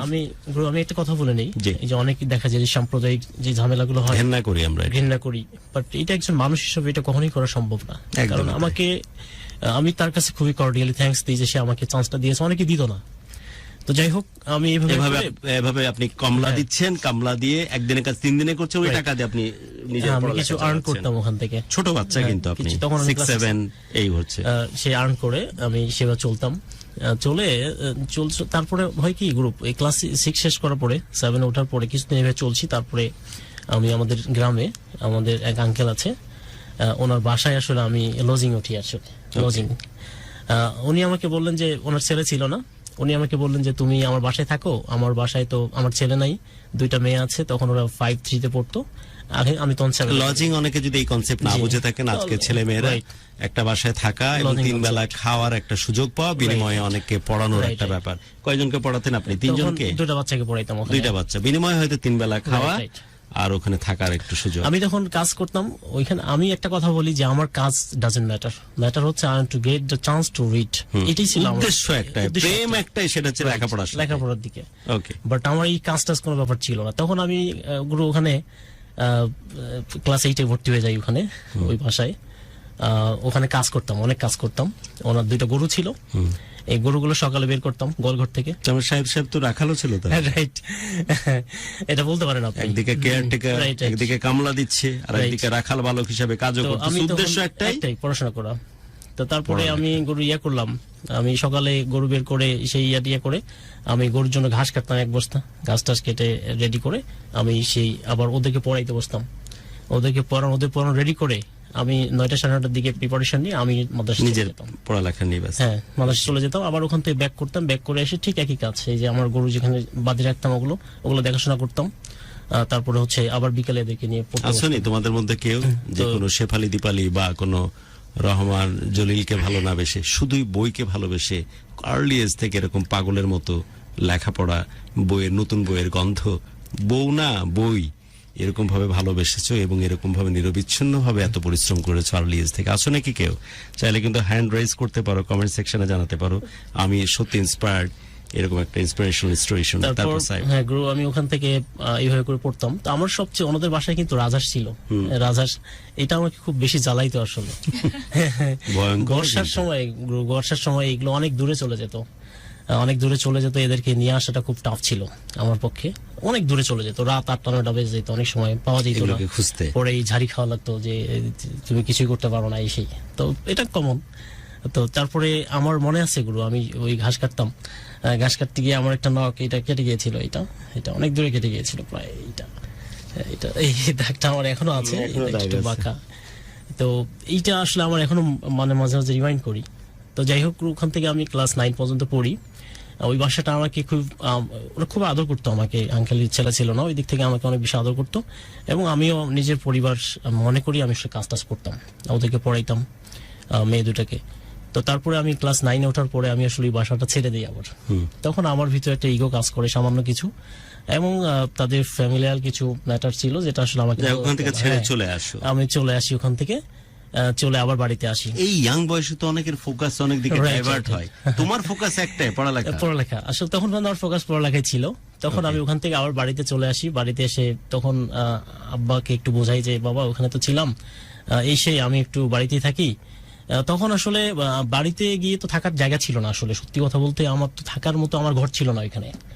তো তখন আমি আসলে আমার বড় ভাই তখন বিয়ে করে ফেলছেন, আমার সবার যে বড় ভাই বিয়ে করে, তারই সেও খুব বেশি তো কিছু আর্ন করতে পারতো না, তার 2টা ঘর ছিল, একটা সে তারা থাকতো আর একটা হলো টিনের চালা ছিল। ওইখানে 2টা ছাগল থাকতো, একটা গরু থাকতো, এক পাশে ওই যে খড় যেগুলোকে বলে ধান কাটার পরে সেগুলো ওখানে রাখতো। আর আমি তখন ওইখানে ওই ঘরের চালার মধ্যে এক পাশে গিয়ে থাকতাম, ওখানেই থাকতাম। আসলে পড়াশোনাটা আমার লাইফে, আমি এটা শেয়ার করি আপনাদের সামনে, আমি কেমনে পড়তাম। তখন আমার 2 ভাই বিয়ে করে ফেলে, এর মধ্যে বড় 2 বিয়ে করে, আমার ছোট ভাইটা খুবই ছোট, ও তখন মাদ্রাসায় ভর্তি করে দেওয়া হয়েছে। আর পড়াশোনাটা আমি সংগ্রামটা করে যাচ্ছিলাম। আমি পড়তাম কিভাবে, আমি দেখাচ্ছে তো মাঝে মাঝে পড়ার তেল থাকতো না, আমাদের তখন বিদ্যুৎ ছিল না বাসায়। কুপি জ্বালানো, হ্যাঁ কুপি, এটা কেরোসিন তেলও নাই, না না তেল ছিল না। আমাদের বিদ্যুৎ আসছে গ্রুপ 2018 সালের দিকে, 17 সালের দিকে আমাদের। তখন আসলে আমি কি করতাম, আমি বাজারে কিছু ব্যবসা করতাম। এই কারণে দেখা গেল যে কিছু শাকসবজি কিনে ওইটা আবার বিক্রি করতাম। তখন ওখান থেকে আমি কিছু আর্ন করতাম আসলে নরমালি, মানে কিছু পার্ট টাইম বিজনেস, একটু পুদিনা পাতা কিনলাম, একটা কিনে 1.5 টাকা বেচলাম, কিছু প্রফিট আসলো, ওটাতে কেরোসিনের ব্যবস্থা। আর আমার ভাবি ছিল একজন, উনি আলু কিনতো, তো আমাকে আবার কিনতে দিত। আমি ওকে আগে বলে নিতাম যে আমি যদি 10 টাকা কিনি তাহলে 11 টাকা বিক্রি করবো তোর কাছে, 1 টাকা লাভ করো, যদি পারিস তাহলে দিস আমারে।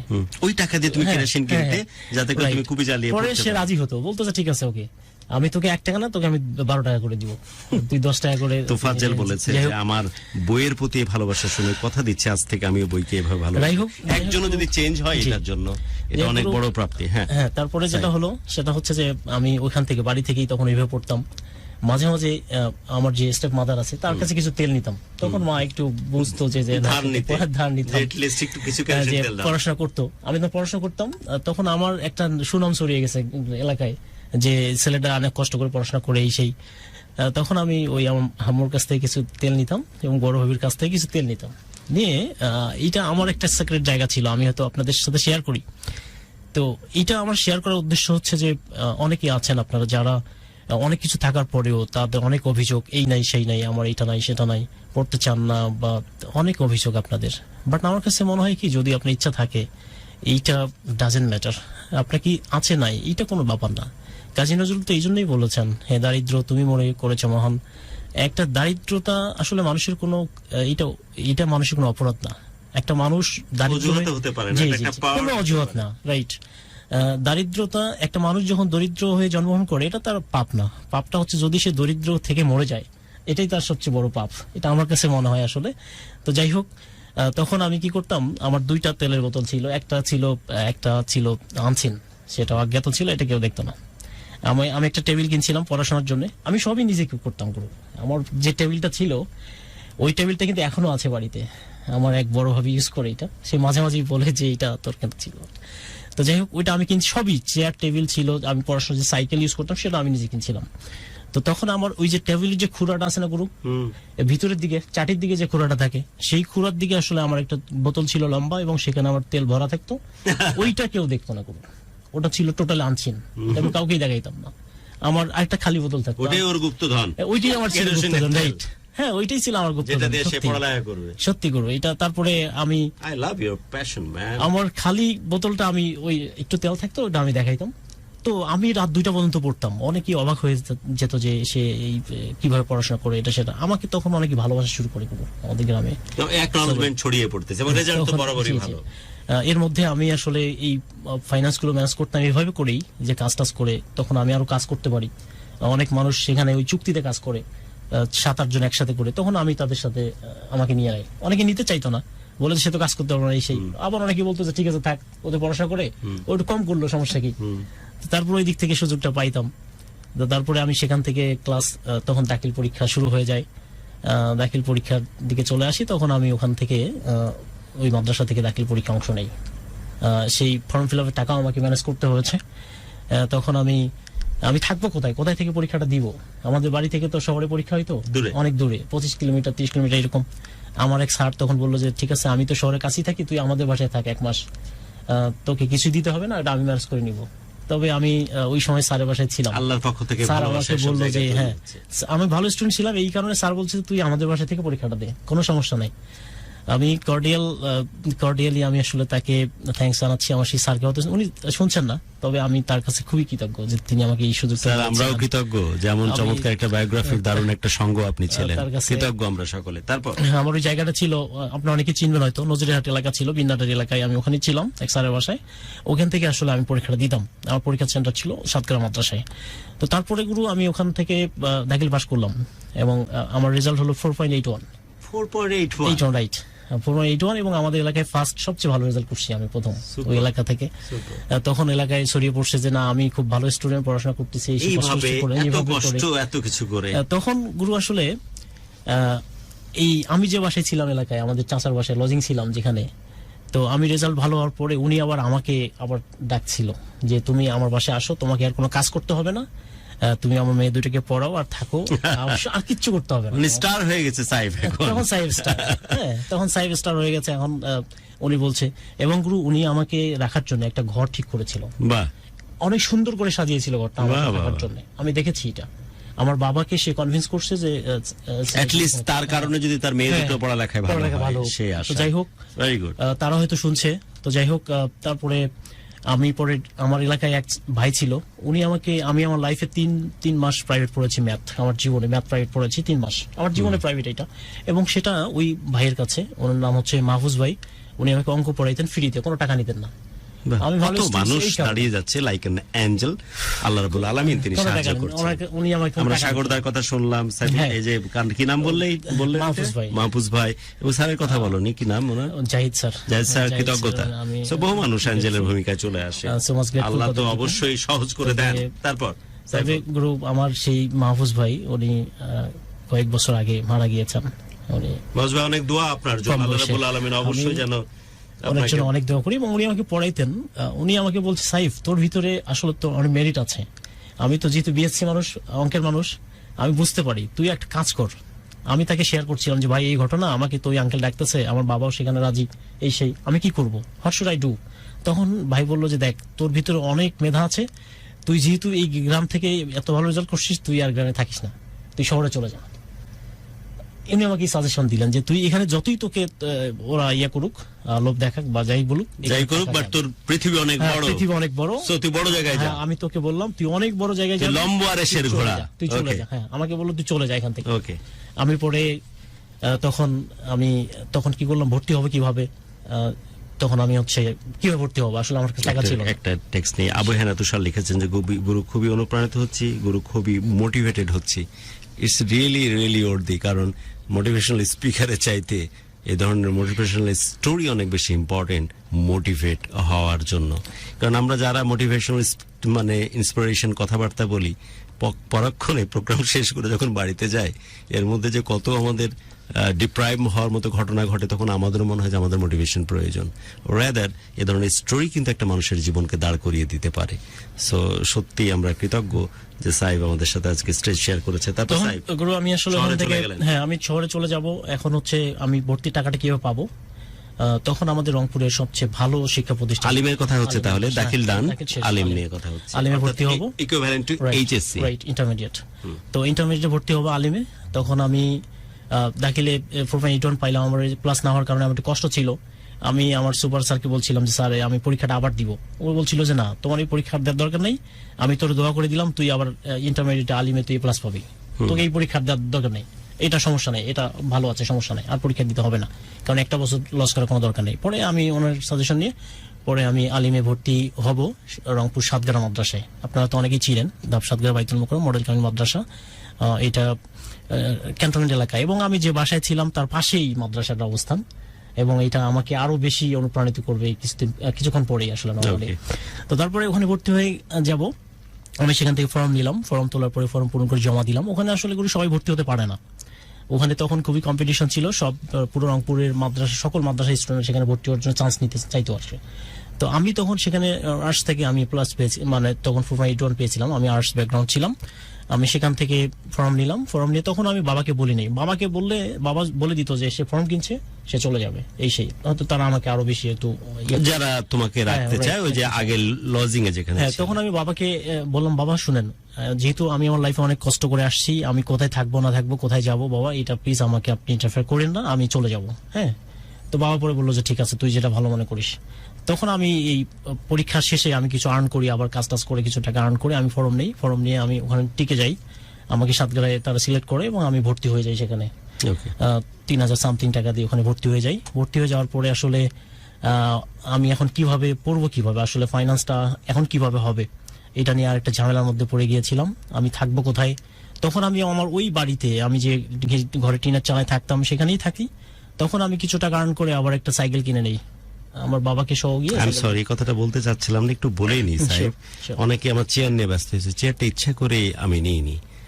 অবশ্যই আমার বসার অনেক বেশি প্রয়োজন। 10 আওয়ার্স জার্নি করার পর বসতে পারলে ভালো হতো।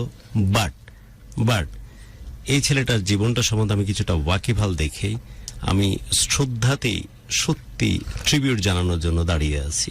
আমার যত কষ্টই হোক, অন ইয়ার লাইভে এই ট্রিবিউটটা সে ডিমান্ড করে, যাতে করে আমাকে যদি কেউ এতটুকু শ্রদ্ধা এবং ভালোবেসে থাকো, এই ইন্সপিরেশন যেন আরেকটা মানুষের মধ্যে ছড়িয়ে যায়।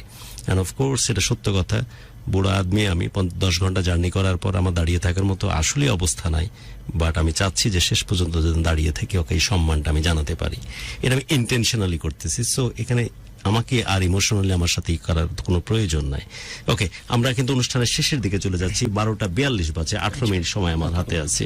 আমরা ফিনিশিং এ যেতে চাই যে সাইফুলের কি হলো ফাইনালি? গুরুদেন আসলে আমি সেখান থেকে আবার ওই 6 মাস কষ্ট করে বাড়ি থেকে যাওয়া আসা করতাম সাইকেলে। তারপরে আসলে আমাকে আর ওখান থেকে ক্যারি করা সম্ভব হচ্ছিল না, বাড়ি থেকে রেগুলার ক্লাস করতে হয় ওখানে। তারপরে আসলে আমি রংপুর শহরে একটা লজিং, আমার এক বড় ভাই থাকতো, তাকে বলি যে ভাই আমার একটা লজিং ম্যানেজ করে দেন। ওকে, সে আমাকে একটা লজিং ম্যানেজ করে দেয় রংপুরের। সেখানে আমি ছিলাম। ওইখানে গুরু প্রথম আমি যেদিন যাই, আমার যা ছিল ব্যাগ ব্যাগেজ এগুলো সব আমি ওখানে যাওয়ার পরে তখন ওনাদেরই সবকিছু ছিল। তো বললো যে ঠিক আছে এগুলো পরে গোছগাছ করো, তুমি ইয়ে করো, আমাদের এখানে থেকে যাও। আমি সেই ব্যাগেজ গুলো রাখলাম ওখানে। রাতে ঘুমে থেকে উঠে দেখি গুরু আমার ওই ব্যাগেজ গুলো নাই, চুরি করে নিয়ে গেছে কিছু। আমার ব্যাগটা নাই, যা ছিল আমার কাপড় চোপড় সব চুরি হয়ে গেল, কিছুই নাই, কে চুরি করে নিয়ে গেল এটা। পরে আমি ওই লজিং মাস্টারকে বললাম যে এই ঘটনা। তখন উনি আবার ওনার এলাকায় একটা সিসকে চোর ছিল, তাকে ধরে নিয়ে আসলো। ধরে নিয়ে আসার পরে তাকে ধরলো, সে বললো যে হ্যাঁ এটা আমি চুরি করছি, আমি ভাবছি যে গুরুত্বপূর্ণ কিছু আছে কিনা। পরে আবার সে নিয়ে এসে আবার দিয়ে দিচ্ছে। তো যাই হোক, আমার স্টোরিতে একটা চোরেরও সন্ধান ছিল।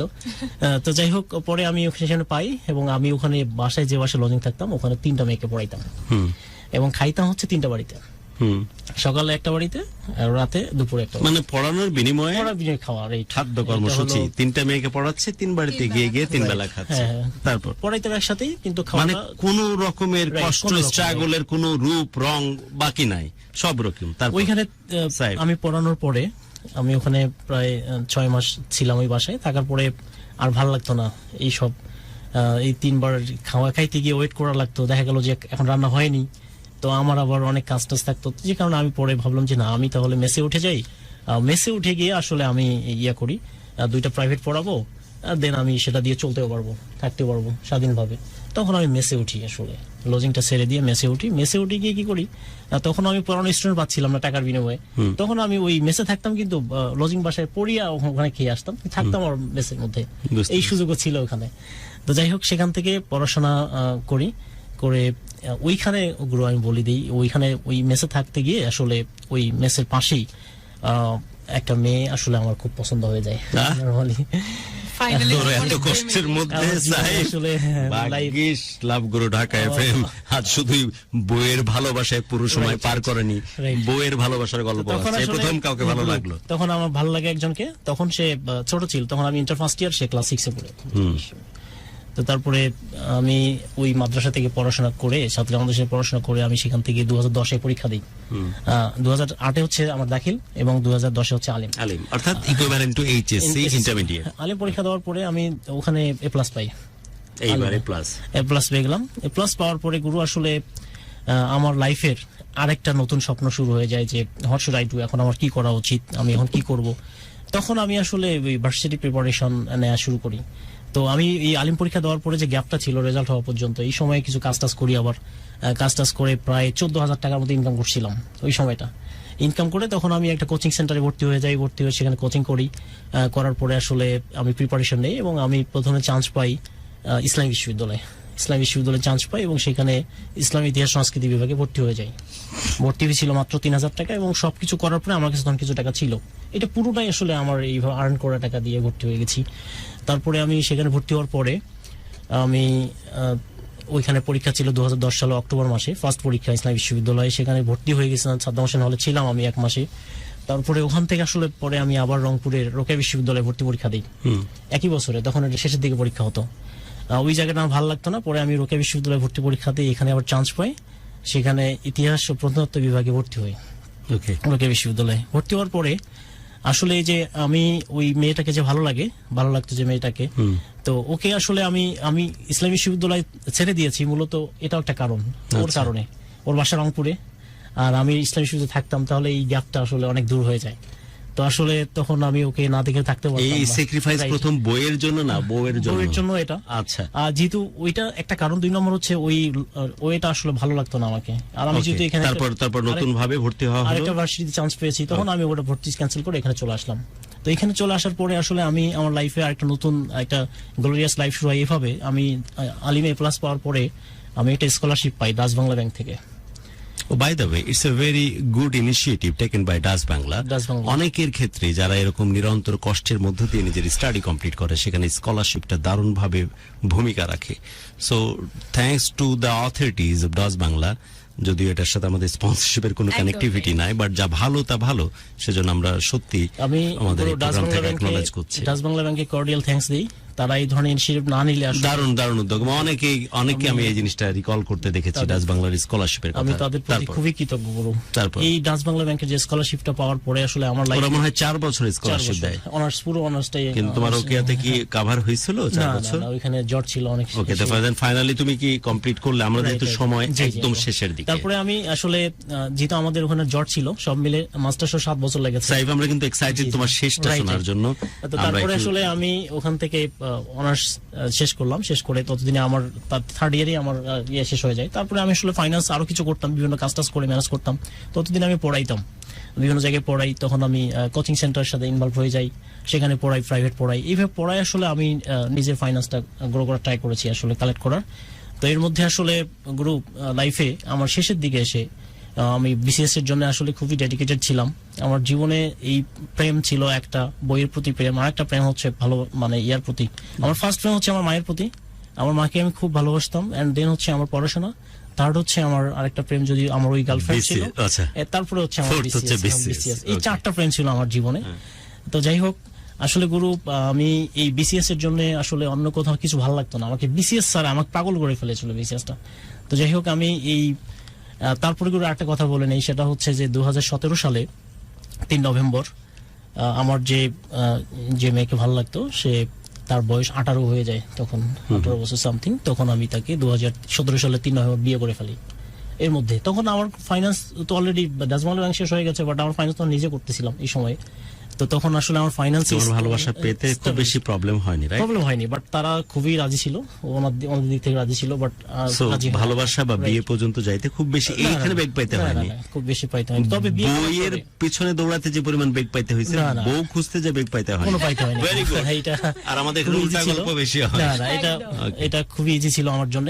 তবে বিয়ে করার পরে আসলে আমার লাইফে আরেকটা বেশি স্ট্রাগল শুরু হয়ে যায় এখানে। কারণ আমি যে ফ্যামিলিতে বিয়ে করেছি, তারা আসলে চেয়েছিল যে তাদের জামাই হবে একটা এস্টাবলিশড। তখন তো আমি এস্টাবলিশড, তুমি তো যুদ্ধ করতে, আমি যুদ্ধ করছি, তখন বিসিএস এর প্রিপারেশন। তো এর মধ্যে আমি 37 বিসিএস প্রিলিমিনারি দিয়ে তখন আমি ফার্স্ট ফিল দিয়ে ফেল করে ফেলি। আসলে জীবনে আসলে ফেলও করতে হবে, নরমালি যে সবসময় পাস করার বিষয়টা এমন না, ফেল করার মধ্যে কিন্তু শেখার আছে অনেক। 31st ব্যাচে ওইটাতে তুমি পিলিতে ফেল করে ফেলি, এবং 38 এ পরীক্ষা দিয়ে পিলি পাস করি, আবার রিটার্ন এখানে ফেল করে ফেলি। 38 থেকে আবার রিটার্ন ফেল করে ফেলি। তখন আসলে আমি খুব শকড হয়ে যাই যে আমি এত পরিশ্রম করতেছি, হোয়াই নট, আমি কেন কিরকম পরিশ্রম করতে সাইফ? অনেক বেশি পরিশ্রম। 24 ঘন্টার মধ্যে গুরু আমি কিভাবে পড়তাম আমি বলি, এটা অনেকেই আমি বলি নাই। আমি গুরু সবসময় প্রায় পড়তাম, মানে যে সময়টা ঘুমাইতাম না, বাট অন্যান্য ধরনের যে কাজ যেগুলো ছিল খুবই ন্যাচারাল, মাথার মধ্যে ওইটাই ঘুরতো আমার, ওই বিসিএসটাই ঘুরতো পুরো সবসময়, বিসিএসটাই ঘুরতো। আমি কি করতাম, যদি আড্ডাবাজি করতাম, তাহলে আমি আজকে সারাদিন যা পড়েছি ওটা একটা সামারিজ করে আমি পকেটে নিয়ে দিতাম। বন্ধুদের সাথে কথা বলতেছি, দোস্ত একটু থাক, আসতেছি 5 মিনিট, গিয়ে আমি নিজে পড়ে আবার এখানে ওদের সাথে আড্ডা। মানে এটা তুমি আসলে পড়তে না, বরং সাধনার মধ্যে ছিলে। আমার পড়াশোনাটাই ছিল এরকম করে। সাধনা বাট আমাকে কেউ ইনভাইট 24 ঘন্টা তোমার ব্রেনের মধ্যে ওটাই ঘটতেছে। রাইট, আমি কোথাও দাওয়াত খেতে গেছি, তারা আমাকে দাওয়াত দিছে, দাওয়াত খেতে গেছি, কিন্তু আমি ওখানে পড়াশোনার সাথে নিয়ে গেছি। So guys, those who are preparing for the BCS কিন্তু এত সহজ না, আমার- তোমাকে সাধনার মতো নিতে হবে 24 ঘন্টা, you should to live on that, right? Right. ওকে, তারপর এটা- BCS এর প্রিপারেশন Normally, চলতেছে, চলতেছে এই 38 এ কি হলো বলো? আর 30 তো রিটার্ন টোটালি আমি ফেল করে ফেললাম written-এ। আচ্ছা, তারপরে আসলে আমি কখনোই ঝরে পড়ে যাই না, বাট আমার যে মানসিক যে শক্তিটা, ওখান থেকে আবার পরিশ্রম আমি শুরু আবার হলো। রিভাইভ করি যে না, আমি নিশ্চয়ই আমার কোনো জায়গায়। আচ্ছা, 39 বাদ দিলাম, 40 এ কি হলো বলো? 39 ছিল ডাক্তারদের জন্য, এটা আমাদের জন্য না। 40 এ কি হলো বলো? 40-এ গিয়ে আসলে আমি finally freely return viva qualify করে 40তম বিসিএস শিক্ষা ক্যাডারে আমি সুপারিশপ্রাপ্ত হই, এবং আমি অলরেডি ক্যাডারে আছি। আমি 40 বিসিএস শিক্ষা ক্যাডারে, সাধারণ শিক্ষা ক্যাডারে আমি কর্মরত আছি। এটা হচ্ছে আপনারা অনেকে চিনবেন, সিরাজগঞ্জ উল্লাপাড়া সরকারি আকবর আলী কলেজে প্রভাষক হিসেবে সেখানে আমি এখন দায়িত্ব পালন করছি। গ্রুপ এটা হচ্ছে সাইফ, একটু দাঁড়াও। জি, তোমরা অনেকে জানো, চিনো, যে অনেকে সাইফ স্যার বলে সম্বোধন করতেছে। দিস ইজ দ্য পারসন যে এখন প্রভাষক হিসেবে শিক্ষা ক্যাডারে কর্মরত। এর যে জীবনের যে পুরো উপাখ্যান, যেভাবে কষ্টের কথাগুলো বললো, আমি যদি ঠিকভাবে মেমোরাইজ করতে পারি, মাত্র 3 বছর বয়সে, বাই দ্য ওয়ে, স্টার্টিং থেকেই কিন্তু ফার্স্ট হয়ে আসছে মক্তবে। একদম 3 বছর বয়সে সবচেয়ে ভালোবাসার আতুর ঘর, একমাত্র ভালোবাসার ডেস্টিনেশন। যে মায়ের কথা সে বলছিল, যে মা 1 কেজি চালের ভাত রান্না করলে 4 ভাইয়ের কাছে খাবার তুলে দেয়, কিন্তু এই বাচ্চা ছেলেটি তখনও জানতো যে হয়তো মা তার জন্য কোনো খাবার রাখেনি। অর্থাৎ আল্লাহ রাব্বুল আলামিন কি পরিমাণ প্রজ্ঞা দিয়ে ছেলেটিকে পাঠিয়েছেন, যে ক্লাস 3-তে পড়া অবস্থাতেই তার মধ্যে এই মমত্ববোধ, এই ভালোবাসা, এই মায়া মায়ের প্রতি তিনি তৈরি করে দিয়েছিলেন। এবং মাকে যারা এইভাবে পাগলের মতো ভালোবাসে, মায়ের জন্য প্রতি মুহূর্তে যার হৃদয়ের মধ্যে রক্তক্ষরণ ঘটে, আল্লাহ রাব্বুল আলামিনের জন্য তো তখন ফরজ হয়ে যায় সেই ছেলেটাকে সফল করার। কারণ আল্লাহ তো নিজেই বলেছেন যে আমার যদি কোনো চমক তুই পৃথিবীতে খুঁজতে চাস, সেটা অবশ্যই তোর মায়ের মাধ্যমেই পাবি। এবং সেই পুজোটা পরিপূর্ণভাবে দিতে পারলেই সম্ভব যে ক্লাস 3-র একটা বাচ্চার মধ্যেও সে বোধ তৈরি হয়েছে যে আমার মা খেয়েছে তো। এবং তার মাও বলতেন যে আমার এই ছেলেটা এক্সট্রিমলি ট্যালেন্টেড, প্রায়শই এই কথাগুলো বলতেন। তারপর সে 40 দিন পার হতে না হতেই বাবা আরেকজন মা ঘরের মধ্যে নিয়ে আসেন। সো সৎ মায়ের যেমন ট্র্যাজেডি হয়, তেমনটাই ঘটেছিল তার জীবনে। কপাল পুড়লো, তাকে চলে যেতে হলো কোনো এক অফিসিয়ালের বাসায় কাজের ছেলে হিসাবে।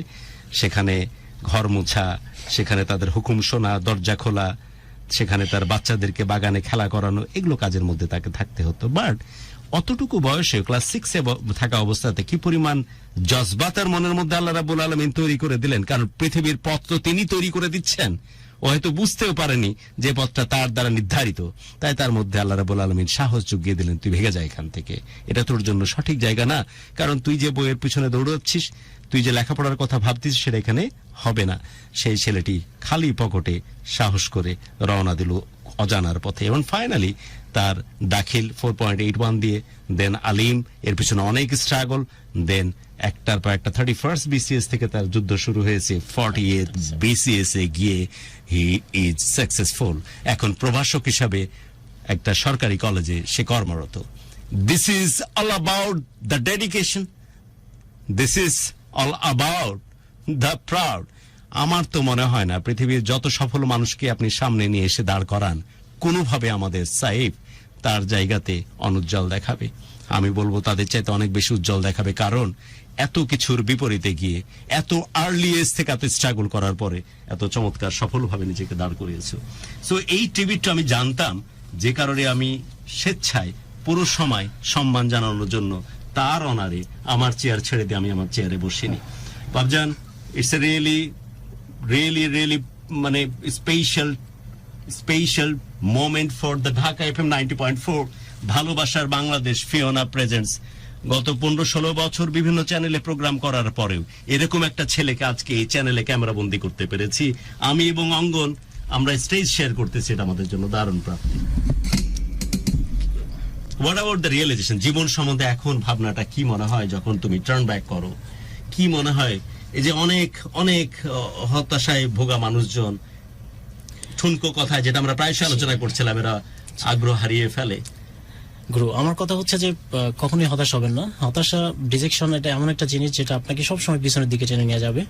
সবসময় বি চেয়ারফুল একটা সবসময় চিন্তা করবেন একটা কথা, সেটা হচ্ছে যে সৃষ্টিকর্তা আল্লাহ তাআলা আপনার জন্য যা রেখেছেন, যেভাবে রেখেছেন সেটা পেয়ে যাবেন।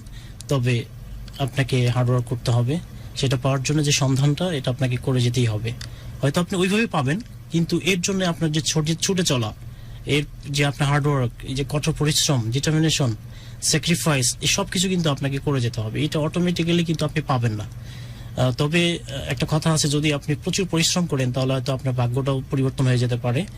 তো এই জন্য অনেকেই যেটা মনে করে যে অনেকে আবার বলে যে আমার ভাগ্যে যা আছে সেটাই পাবো, না, এইটা ধারণা ভুল। আপনাকে অনেক বেশি পরিশ্রম করতে হবে এবং আপনাকে you have to be determined to do something well for your career, future, সবকিছুতেই আপনি যাই করেন না কেন আপনাকে অনেক বেশি ডেডিকেশন দিতে হবে। আমি আমার লাইফের রিয়েলাইজেশনটা হচ্ছে, আমি আজকে যে জায়গায় এসে দাঁড়িয়েছি, আমি যে পরিমাণ গুরু একটা কথা বলি, সেটা হচ্ছে যে আমি যখন পড়াশোনা করতাম, এই তুমি তোমার চেয়ারে বসো। আমাদের সাথে আছে প্রভাষক সাইফ, যে শিক্ষা ক্যাডারে বিসিএস শিক্ষা ক্যাডারে উত্তীর্ণ সেই মানুষটি, এবং সে আমাদেরকে বলছে তার জীবনের কথা। আর আপনারা শুনছেন এমন একটি জীবনের গল্প যেখানে স্রোতের বিপরীতে আর্লি এজ থেকে ক্লাস 3-তে থাকা অবস্থায় সাঁতার কাটতে কাটতে সফলতার এই রূপ তিনি দেখেছেন। আমরা তার রিয়েলাইজেশন গুলো আরো একটু শুনবো। শেষের দিকে আসলে আমার লাইফের শেষের দিকে এসে আমাকে আরো বেশি একটু স্ট্রাগল করতে হয়েছে, এবং বিশেষ করে করোনার সময়টা আসলে আমাকে অনেক বেশি স্ট্রাগল করতে হয়েছে। আমি তো আমার বিসিএস আসলে ফার্স্ট টার্গেট হওয়ার কারণে আমি অন্য কোনো জবের প্রিপারেশন আসলে নিইনি। আমার লাইফে একটাই মাত্র ভালোবাসা ছিল বিসিএস। তো যে কারণে আসলে আমি অনেক কাজ করতাম, কিন্তু আমি বিসিএস এর প্রিপারেশনটা কিন্তু কখনোই ছেড়ে দিতাম না, গিভ আপ করতাম না। শেষের দিকে গুরু, আমি একটা কথা বলি, আমি বিয়ে করার পরে 2018 সালের দিকে গুরু, আমার লাইফে বিবাহিত জীবনে আমার যে ওয়াইফ, সেও আমাকে অনেক বেশি ইন্সপায়ার্ড করতো। যে সে বলতো যে দেখো, তোমার একদিন কিছু না কিছু হয়ে যাবে, তুমি যে পরিমাণ অনেস্ট মানুষ, তুমি অনেক ভালো কিছু করবা, তুমি কখনো হতাশ হইও না। সে আমাকে সাপোর্ট দিত, বাট তাকে ক্যারি করার মতো তাকে যা কিছু দরকার ছিল, কিন্তু সে হয়তো ওইভাবে। আমার ওয়াইফ গুরু, আমি একটা কথা বলি, সেটা হচ্ছে যে সে যদি একটা জামা কিনে, 3 পিস কিনে, সেটাও কিন্তু আমাকে বলে কিনে নেয়। এবং আমার কাছে মনে হয় না যে 500 টাকার বেশি কোনোদিন সে একটা 3 পিস কিনছে এখন পর্যন্ত। বাট আমি তাকে বলি যে তুমি অবশ্যই নিতে পারো, বলে না, তুমি আরেকটু সময় যাকে সেই। তো যাই হোক, আমি টিউশনে করাইতাম। আমার শেষের দিকে একটা কথা রিমাইন্ড করে দিচ্ছি আপনাদের অনেককেই, আমি টিউশনে করাইতাম, তা আমার ওইটা দিয়ে চলতো সংসার। তো দেখা গেছে একদিন আমি মাসের বেতন পাবো, টিউশনের টাকা, তো আজকে পাওয়ার কথা, কিন্তু গেছি গুরু, কিন্তু আজকে পাই নাই। আমাকে স্টুডেন্ট আমার টাকা দেয়নি, পরের দিন আবার যাই, দেয়নি। কিন্তু ততদিন ওই সময় আমার বাসায় কিছু খাবার মতো কিছু ছিল না। আমি আসলে একদিন আমার লাইফে, এইটা আমার কখনোই ভুলবো না, একদিন আসলে আমরা সারাদিন না খেয়েছিলাম, সারা রাত না খেয়েছিলাম, কোনো টাকাই ছিল না। স্বামী স্ত্রী দুজনেই? হ্যাঁ, দুজনেই। কিছুই ছিল না ওই দিন, বলতেও পারছো না যে বাড়ির এই অবস্থা। অথচ আমি যদি না খেয়েছিলাম, তার আগের দিন আমার কাছে 100-150 টাকা ছিল, আমার কাছে কেউ চেয়েছে, আমি দিয়ে দিছি গুরু। বাট ওই দিন আমি আসলে নিজে না খেয়েছিলাম, বাট আমি ভাবছিলাম যে হয়তো টিউশনিতে গেলে টাকাটা পাবো। এখন জীবনটাকে কেমন ভাবে সেলিব্রেট করেন? এখন আমি গুরু মনে করি যে পৃথিবীতে যদি আপনি একটা জরিপ করেন যে 5 জন আপনি সুখী মানুষ আপনি ফাইন্ড আউট করেন, তাহলে তার মধ্যে আমি একজন। তার মধ্যে আমি একজন, আপনারা অবশ্যই আমাকে পাবেন। ভাবি কি বলে সাহেব? আর সে তো খুবই হ্যাপি। এত কষ্ট, এত পেনের পর সফলতা, ভাবি কি বলে? আমার লাইফের আরেকটা সফলতা আছে গুরু, সেটা বলি। এই সফলতা যখন ধরা দেয় আসলে তখন অনেক কিছুই চলে আসে। তো আমি বলি, সেটা হচ্ছে যে 40 নম্বর বিসিএস এর যে লিখিত পরীক্ষার রেজাল্টটা হয়েছিল 27 জানুয়ারি, তো 2021 সালের 2020 সালের 27 জানুয়ারি, এবং 2021 সালের 5ই ফেব্রুয়ারি আসলে আমার ছেলে হয় আবার। হ্যাঁ, এই 8 দিনের মাথায়, এই 7-8 দিনের মাথায় আমার ছেলের জন্ম হয়। তখন করোনার সময় গুরু, করোনা চলছে ওই সময়। তো এই সময়টা গুরু আসলে আমার লাইফে, আমি আপনাদের সামনে আরেকটা কথা শেয়ার করি, সেটা হচ্ছে যে আমার যে ফাইন্যান্সটা ওই সময় একেবারেই, করোনাটা খুব মানে একটা বাজে পরিস্থিতি মানুষের জীবনে নিয়ে আসছিল, আমার ক্ষেত্রেও তাই। তখন আমি বিসিএস রিটেন পাস করার পরে আমি যখন ভাইবা দিব, কিন্তু ভাইবাটা করোনার সময় বারবার পিছাচ্ছিল, 5 বার শিডিউল কিন্তু পিছাইছিল। তো তারপরে আসলে গুরু ভাইবা হচ্ছিল না। আমি তো তখন আমার হাতে মানে রিক্ত হতো, আমার কাছে টাকা পয়সা ছিল না, আমি কি করবো, হোয়াট শুড আই ডু। আমার একটা বেবি তখন জন্ম হয়েছে। এই সময় আসলে আমাকে একটা ব্যবসা করতে হয়েছিল শেষের দিকেও। আমি এখনো ওটা রিমাইন্ড করি। আমি ফোন গুরু, প্লিজ, এটা হচ্ছে যে আমাদের এলাকায় হাড়িভাঙ্গা আম বিখ্যাত। তখন আমি রংপুর করোনার সময় কি করতাম, ওই কিছু হাড়িভাঙ্গা আম বিক্রি করতাম। ওই পদাগঞ্জ এলাকা আমাদের এলাকায় আছে, সেখান থেকে কিছু আম কিনে আমি এটা আমাদের কিছু বন্ধু আছে সারা বাংলাদেশে বিভিন্ন জায়গায়, তাদেরকে দিতাম। এটা জাস্ট বিজনেস পারপাস না, তো আমি তাদেরকে সার্ভ করতাম, এর বিনিময়ে হয়তো কিছু টাকা পাইতাম, সেটা দিয়ে আমি আসলে চলতাম। তো এইখানে আসলে ওই সময়টা আমি এখন রিমাইন্ড করি, কারণ এটা খুব কষ্টের ছিল আমার জীবনে। আমার ছেলে হওয়ার পরে আসলে আমি খুব হ্যাপি করি, I am so much happy. Very good. আমার ছেলে ওর বয়স এখন চলে প্রায় 23 মাস চলে, শাকির আদনান। শাকির আদনান, বাবজান, আমার মনে হয় না যে তোমার ইন্সপিরেশনের জন্য কোনো কিছুর প্রয়োজন আছে, Right. বাবার মতো হও। আমার ছেলে বয়স শাকির আদনান, গুরু, সে খুবই মেধাবী এবং মেরিটোরিয়াস। সে সারাটা দিন আমাকে বাবা বলে ডাকে, এবং ঘুমের মধ্যে যদি সে দেখে আমি নাই শুয়ে ওর পাশে, মেরিট একটু কম বেশি হলেও চলবে, বাবার মতো ভালো মানুষ হও আর এরকম ডেডিকেটেড পারসন হও। গুরু, আমি ওকে রেখে আসছি বাসায় রংপুরে, ওকে কোনোভাবেই আমি রাখতে পারছি না। ওর আম্মু ওকে বলছে যে বাবাকে বলো চকলেট নিয়ে আসতে, আমি ওকে বলছি যে তোমার ছেলেকে বলে দাও যে বাবা অনেক চকলেট নিয়ে আসবে, তুমি ঘুমাও। তো ওকে রাতে ঘুমাই দিয়ে আমি, আপনারা যে সাইফকে দেখছেন, যে সাইফের নাম সাথে অনেকগুলো নাম জড়িয়ে গেছে, কখনো দেখেছেন তাকে কামলা দিতে, বলতেই পারেন যে কামলা দেয়ার সাইফ। কখনো দেখেছেন যে রাখাল বালকের মতো কারো বাড়িতে গরু চড়াতে, বলতেই পারেন যে রাখাল বালক সাইফ। কখনো দেখেছেন জায়গিরি, এই জায়গির করতে বিভিন্ন সময় 2 দফাই করতে হয়েছিল তাকে, বলতেই পারেন চেনো না সে জায়গির সাইফ। কিন্তু ফাইনালি সমস্ত রকমের পঙ্কিলতা, কষ্ট, দুঃখ, পিছুটান পার করে সফলতার দারুণ এক শৃঙ্গ সে স্পর্শ করেছে। এই যুদ্ধটা একজন ওয়ান ম্যান আর্মির মতো, কেউ তার পথ বাতলে দেয়নি, উপরে আল্লাহ রাব্বুল আলামিন। আর সব সময় সেই মা, যে মাকে পাগলের মতো ভালোবেসেছিল, আর্লি এজে হারিয়ে যাওয়া মা, বারবার বলছো যে আমার ভালোবাসা, ভালো লাগার একমাত্র আতুর ঘরার ডেস্টিনেশন আমার মা।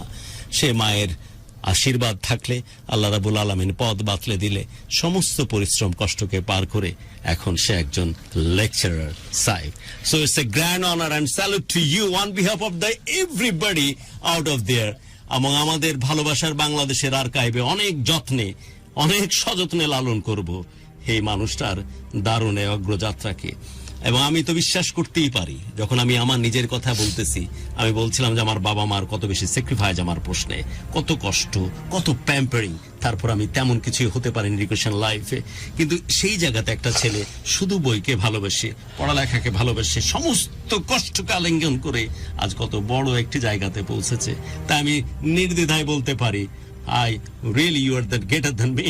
এবং তোমার মতো সন্তান যেন প্রত্যেক মানুষের কপালে জুটে, তোমার মতো ভাই যেন প্রত্যেক বোন দেখবার সুযোগ পায়, তোমার মতো মানুষই যেন প্রত্যেক মেয়ে তার প্রিয়তম স্বামী হিসেবে তার ঘরে পায়। এরকম সততা, এরকম ভালোবাসা, এরকম ডেডিকেশন, এরকম পরিশ্রম আর এভাবে সফল হওয়ার গল্প যদি কোনো পরিবারে একটা ঘটে থাকে, এর চাইতে বড় ইন্সপিরেশন আর কিছু হতে পারে না। তুমি নিজেকে ঋদ্ধ করো, ঋদ্ধ করেছো পুরো বাঙালি জাতিকে, ঋদ্ধ করেছো এই দেশটারে, যে আমাদের সত্যি যাত্রা শূন্য থেকে আমরা স্বপ্ন দেখতে পারি শেখরে পৌঁছানোর, যেহেতু তুমি শেখরে পৌঁছেছো। এবং আমি আরেকটা জিনিস সত্যিকার অর্থে অনেক বেশি অনুপ্রাণিত এবং ভেসে গেছি তোমার এই জিনিসটাতে, সেটা হচ্ছে তোমার ওই চেয়ারের ওই পায়া থেকে শুরু করে, টুলের ওই পায়া থেকে শুরু করে, কেরাসিনের ওই বোতল থেকে শুরু করে সমস্ত কষ্ট, স্পেশালি ক্যান্টনমেন্টে যে জায়গাতে তুমি ডিপ্রাইভ হয়েছিলে, সেই রাস্তায় হাঁটা থেকে শুরু করে, সেই জায়গাটা দিয়ে যাওয়া থেকে শুরু করে সমস্ত জায়গাগুলোকে তুমি তোমার ব্রেনের মধ্যে ধারণ করে রেখেছো। তোমার কোনো রকমের এটা নিয়ে কষ্ট নাই, তোমার কোনো লজ্জা নাই, তুমি বুঝে গেছো এটা আমার গর্বের জায়গা, যে আল্লাহ রাব্বুল আলামিন আমাকে এমন ভাবে নির্ধারণ করেছেন যে এত কষ্টের মধ্যেও আমাকে সফলতার দারুণ এক শৃঙ্গকে স্পর্শ করার সুযোগ করে দিয়েছেন। এইভাবে নিজের কষ্টের কথা বলতে পারা, এভাবে পেছনের গল্পটুকু অবলীলায় বলতে পারা, এটার জন্য যে ইমানের জজবা লাগে, যে কলিজা লাগে, মানবিক হিসাবে, সৎ মানুষ হিসাবে যে সততার জোর লাগে, সেটা তোমার মধ্যে আছে। এটা আমাকে দারুণভাবে প্রভাবিত করেছে। আর আমার মনে হয় যারা আজকে প্রোগ্রামে আছে তাদের অনেককেই প্রভাবিত করেছে এবং করবে। এবং সেই কারণে বহু মানুষ হয়তো স্বপ্ন দেখবে, সাইফ যদি পারে তাহলে anything can be happen in the world. যে কোনো অসম্ভবকে সম্ভব করা যায় যদি সাইফ পারে, তো ওয়াই নট মি। এখন আর যারা অল্পতেই কষ্ট পাও, অল্পতেই পিছিয়ে যাও, অল্পতেই যারা হতাশ হও, তাহলে কোন ভাষা দিয়ে, কোন যুক্তিতে নিজেকে বোঝাবে? সামান্য রকমের কষ্ট পেলে যারা আত্মহত্যার গন্ধ পাও, ইঁদুর মারা বিষ খেতে দৌড় দাও, অথবা হারপিক খুঁজে নাও, তারা, তাদের অনুপ্রেরণার জন্য আর কোন গল্পের প্রয়োজন পড়বে? আমি কোনো মোটিভেশনাল স্টোরি বা স্পিকারকে নিয়ে আসি না, আমি নিয়ে এসেছি এমন একটা মানুষকে যার অটোবায়োগ্রাফি সেলফ ডিসক্রাইব, যে নিজেকে হারিয়ে দেওয়ার নিজেকে পেছনে ফেলার হাজারটা কারণ থাকতে পারে, সামনের দিকে এগিয়ে যাওয়া, সফল হওয়ার একটা কারণই যথেষ্ট, যে আমি চেষ্টা করব, আমি শুধুই চেষ্টা করব আর শুধুই চেষ্টা করে যাব, এবং ফাইনালি সফলতা তোমার কাছে আসতে বাধ্য। শেষ মুহূর্তে যদি কিছু বলতে চাও। শেষ পর্যন্ত মুহূর্তে আমার যে কথা বলা সেটা হচ্ছে যে কখনই হতাশ হয়ে যাবেন না। আর পৃথিবীতে অসম্ভব বলে কোনো শব্দ নেই। নেপোলিয়ন বোনাপার্ট নিশ্চয়ই বলেছেন, impossible is a word to be found in the fool dictionary. অসম্ভব শব্দটা শুধুমাত্র বোকাদের শব্দভাণ্ডারে পাওয়া যায়। আমার কাছে মনে হয় যদি আপনি চেষ্টা করে যান তাহলে পৃথিবীতে কোনো কিছু অসম্ভব না আপনার জন্য, সবকিছু সম্ভব।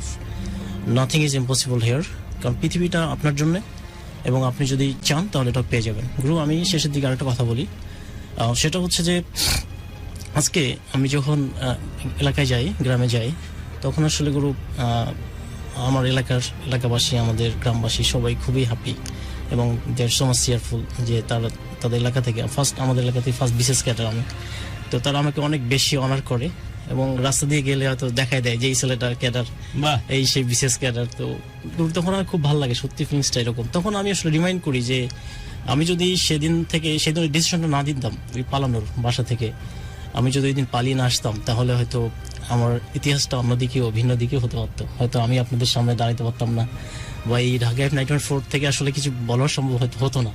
তো যাই হোক, সবই আল্লাহ তাআলার ইচ্ছা। আমি আমার লাইফে যে পরিমাণ স্যাক্রিফাইস করেছি, কষ্ট করেছি শুধু পড়ার জন্যে, হয়তো আল্লাহ তাআলা আমাকে সেজন্যই এত দূরে নিয়ে এসেছেন।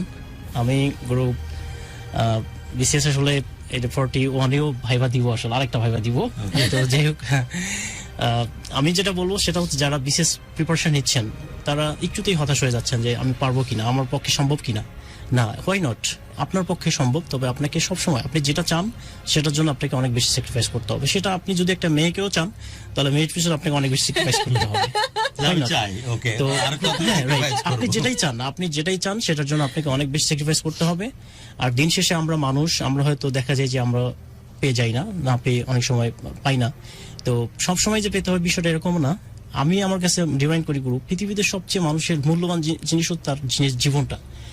মানুষের লাইফটা এর চেয়ে বড় মূল্যবান কিছু নাই। আপনি আপনার জীবনকে ভালোবাসুন, আপনার নিজেকে সময় দিন, আপনার জীবনটাকে সুন্দর করে সাজান, আপনাকে সময় দিন, দেখবেন যে পুরো পৃথিবীটাই সুন্দর হয়ে যাবে। নিজে self love is very important here. তো আরেকটা ব্যাপার হচ্ছে গুরু, আমি শেষের দিকে এসে বলি যে আমি এই যে আজকে বৃহস্পতিবার, আজকের দিনেই আসলে আমার মা মারা গিয়েছেন। তো আজকেই আসলে শোটা হচ্ছে আমার মায়ের জন্য। আসলে আমি বাসায় গেলে আমি আমার মায়ের কবর জিয়ারত করি প্রতিবারই, যখনই যাই আমি এই কাজটা সবসময় করি, মায়ের জন্য দোয়া করি। আপনাদের কাছ থেকে আমার একটা রিকোয়েস্ট থাকবে যে আপনারা সবাই আমার মায়ের জন্য দোয়া করবেন, আল্লাহ যেন তাকে জান্নাতবাসী করেন। আর আরেকটা ব্যাপার হচ্ছে যে আপনাদের যাদের বাবা মা আছে, আমি একটা কথা বলি, হয়তো আজকে আপনারা একটা সময় অনেক বড় লোক হয়ে যাবেন, কোটি কোটি টাকার মালিক হয়ে যাবেন, বড় ব্যবসায়ী হয়ে যাবেন, একটা কমার্শিয়াল লাইফ লিড করবেন, বাট আপনার মাটা যদি পৃথিবীতে চলে যায় তাহলে হয়তো আপনি কখনই পাবেন না। আমি তো বলছি যে আমি আমার সবকিছু স্যাক্রিফাইস করতে চাই যদি আমি মাকে পেতাম, বাট যেটা সম্ভব না, টোটালি ইম্পসিবল। আমার মায়ের জন্য আসলে আমি সব স্যাক্রিফাইস করতে চাই, কিন্তু সম্ভব হচ্ছে না। প্লিজ আপনাদের যাদের মা আছে, আমি এখান থেকে একটা আপনাদের অ্যানাউন্স করতে চাচ্ছি যে অবশ্যই মাকে ভালো ব্যবহার করবেন, মাকে আদর করবেন, মায়ের সাথে সুন্দর সুন্দর ব্যবহার করবেন। তো বাবার সাথে ভালো ব্যবহার করবেন, বাবা মা দুজনেই। একজন ব্যক্তি এসে আল্লাহ রসুলকে বলেছিলেন যে আমার সবচেয়ে কাছের ব্যক্তিটাকে, তখন আল্লাহ রসুল বলছেন যে তোমার মা, তারপরে কে, তারপরে তোমার মা, তারপর কে, তারপরে তোমার মা, তারপরে তোমার বাবা। এইভাবে আসলে মায়ের যে ভ্যালুয়েশন, এটা আপনি পৃথিবীতে কোনোভাবেই মায়ের ভালোবাসাটা কিনতে পারবেন না। আমি যখন বাসায় যাই আমার আসলে সবচেয়ে খারাপ লাগে, এবং আমার ইচ্ছা ছিল যে আমার চাকরির যে ফার্স্ট বেতনটা হবে, হয়তো বেতন পেয়ে যাবো খুব দ্রুতই, 2-1 দিনের মধ্যে ইনশাআল্লাহ। তো যাই হোক, আমার ইচ্ছা ছিল যে মায়ের জন্য একটা শাড়ি কিনতাম, যদি দিতে পারতাম, মায়ের জন্য কিছু কিনে দিতাম। মা যদি আজকে থাকতো তাহলে হয়তো সে অনেক বেশি হ্যাপি হতো গুরু, এবং চারপাশে মানুষ যেভাবে তারা যেভাবে খুশি, নিশ্চয়ই মা থাকলে অনেক বেশি খুশি হতেন। কিন্তু গুরু এটা সম্ভব হচ্ছে না, আমি তো চাইলে আর মাকে ফেরত পাচ্ছি না। তো গুরু যাই হোক, আমার বাবা আছেন, আমি বাবার প্রতি খুবই কর্ডিয়াল, তিনি যে আমাকে ওই যে গুরু কথা বলছিলাম যে আমাকে টাইমটা দিতে হবে, জাস্ট আমাকে অপরচুনিটি দিতে হবে, সে আমাকে সে অপরচুনিটি দিয়েছিল। আর আলহামদুলিল্লাহ আমার বাবা খুবই হ্যাপি, কারণ আমার বাবাকে এখন এলাকার মানুষ ঢাকায় গুরু চা টাকা হয় এখন সেলিব্রিটি বাবা। সে চা খাইতে এখন সে সময় পায় না, চা খাওয়ার সময় নেই তার। বাজারে গেলে তাকে 20-25টা চা খাইতে হয় এখন, এই একটা অবস্থা। তো যাই হোক, সত্যিকার অর্থেই আমি আমার এই গল্পগুলো, অনেকেই বলে গুরু যে এটা কেন বলার কি দরকার, অবশ্যই হ্যাঁ। তো গুরু আমি আসলে মনে করি কি, একজন মানুষ শুধরালো এটা অনেক। আমি লাইফে যে পরিমাণ স্ট্রাগল করে আসছি, তো অনেকেই পাস্টকে ভুলে যায়, অতীতকে ভুলে যায়। দেখা যায় যে সে একটা সুন্দর কালারফুল লাইফে আসার পরে তার অতীতকে ভুলে যাচ্ছে। তো আমি আসলে কখনোই এটা ভুলতে চাই না গুরু। এই আমি যে পরিমাণ স্ট্রাগল করে আসছি, এটা আমার লাইফের একটা পার্ট, এটা আমি কখনোই ভুলতে চাই না। আমি এই কারণে আপনাদের সাথে শেয়ার করছি, এই কারণে একটা মাত্র কারণ, সেটা হচ্ছে যে আপনারা যারা আছেন, যারা সামান্য একটা কারণেই হতাশ হয়ে যাচ্ছেন, নিজের জীবনকে তুচ্ছ মনে করছেন, প্লিজ আপনারা আপনার এই জীবনটাকে সুন্দর করে সাজান। আমার কাছে মনে হয় যে সেলফ লাভ খুবই ইম্পর্টেন্ট। এই যে আমি প্রথমে একটা কথা বলেছি যে ভালোবাসার যে সংজ্ঞাটা, গুরু একটা কথা বলতেন যে চলো বাংলাদেশটাকে বুকে ধারণ করি। এই যে শব্দটা, আমি আসলে এটা অনেক আগে থেকেই শুনছি। গুরুর প্রতিটা কথাই আসলে আমাকে ইন্সপায়ার করত, এবং আমি এই কথাটাই বলি যে try to do something well wherever you might be and with whatever you have.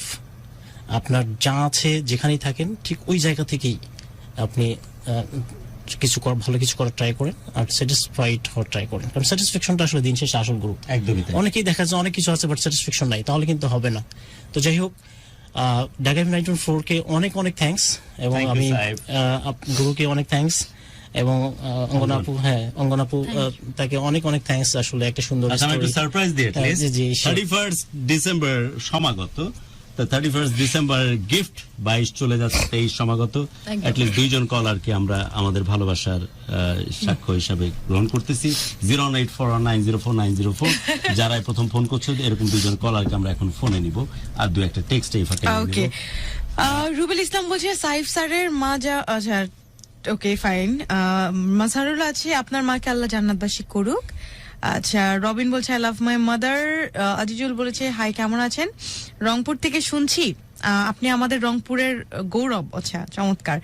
Robin আছে জয়েন করে। দেন ফাওরা আছে, always love you, always love your parents.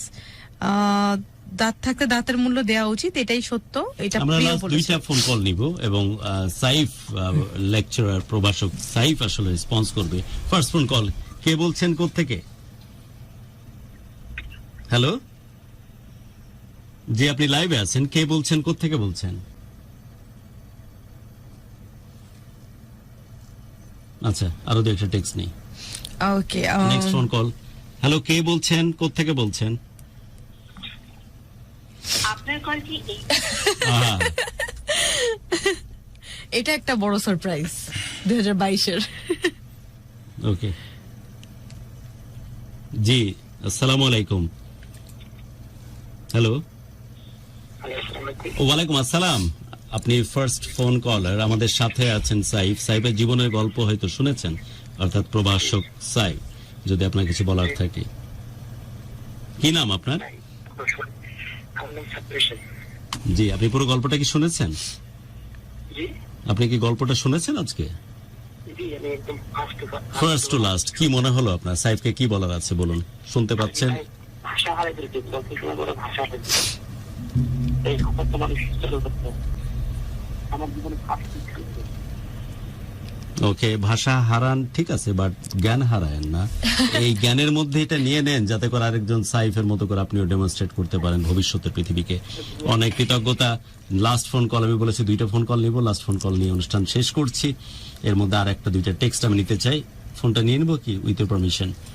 Hello, last phone call, জি কে বলছেন কোত্থেকে বলছেন? ওয়ালাইকুম আসসালাম, সাউন্ডটা একটু দেখেন।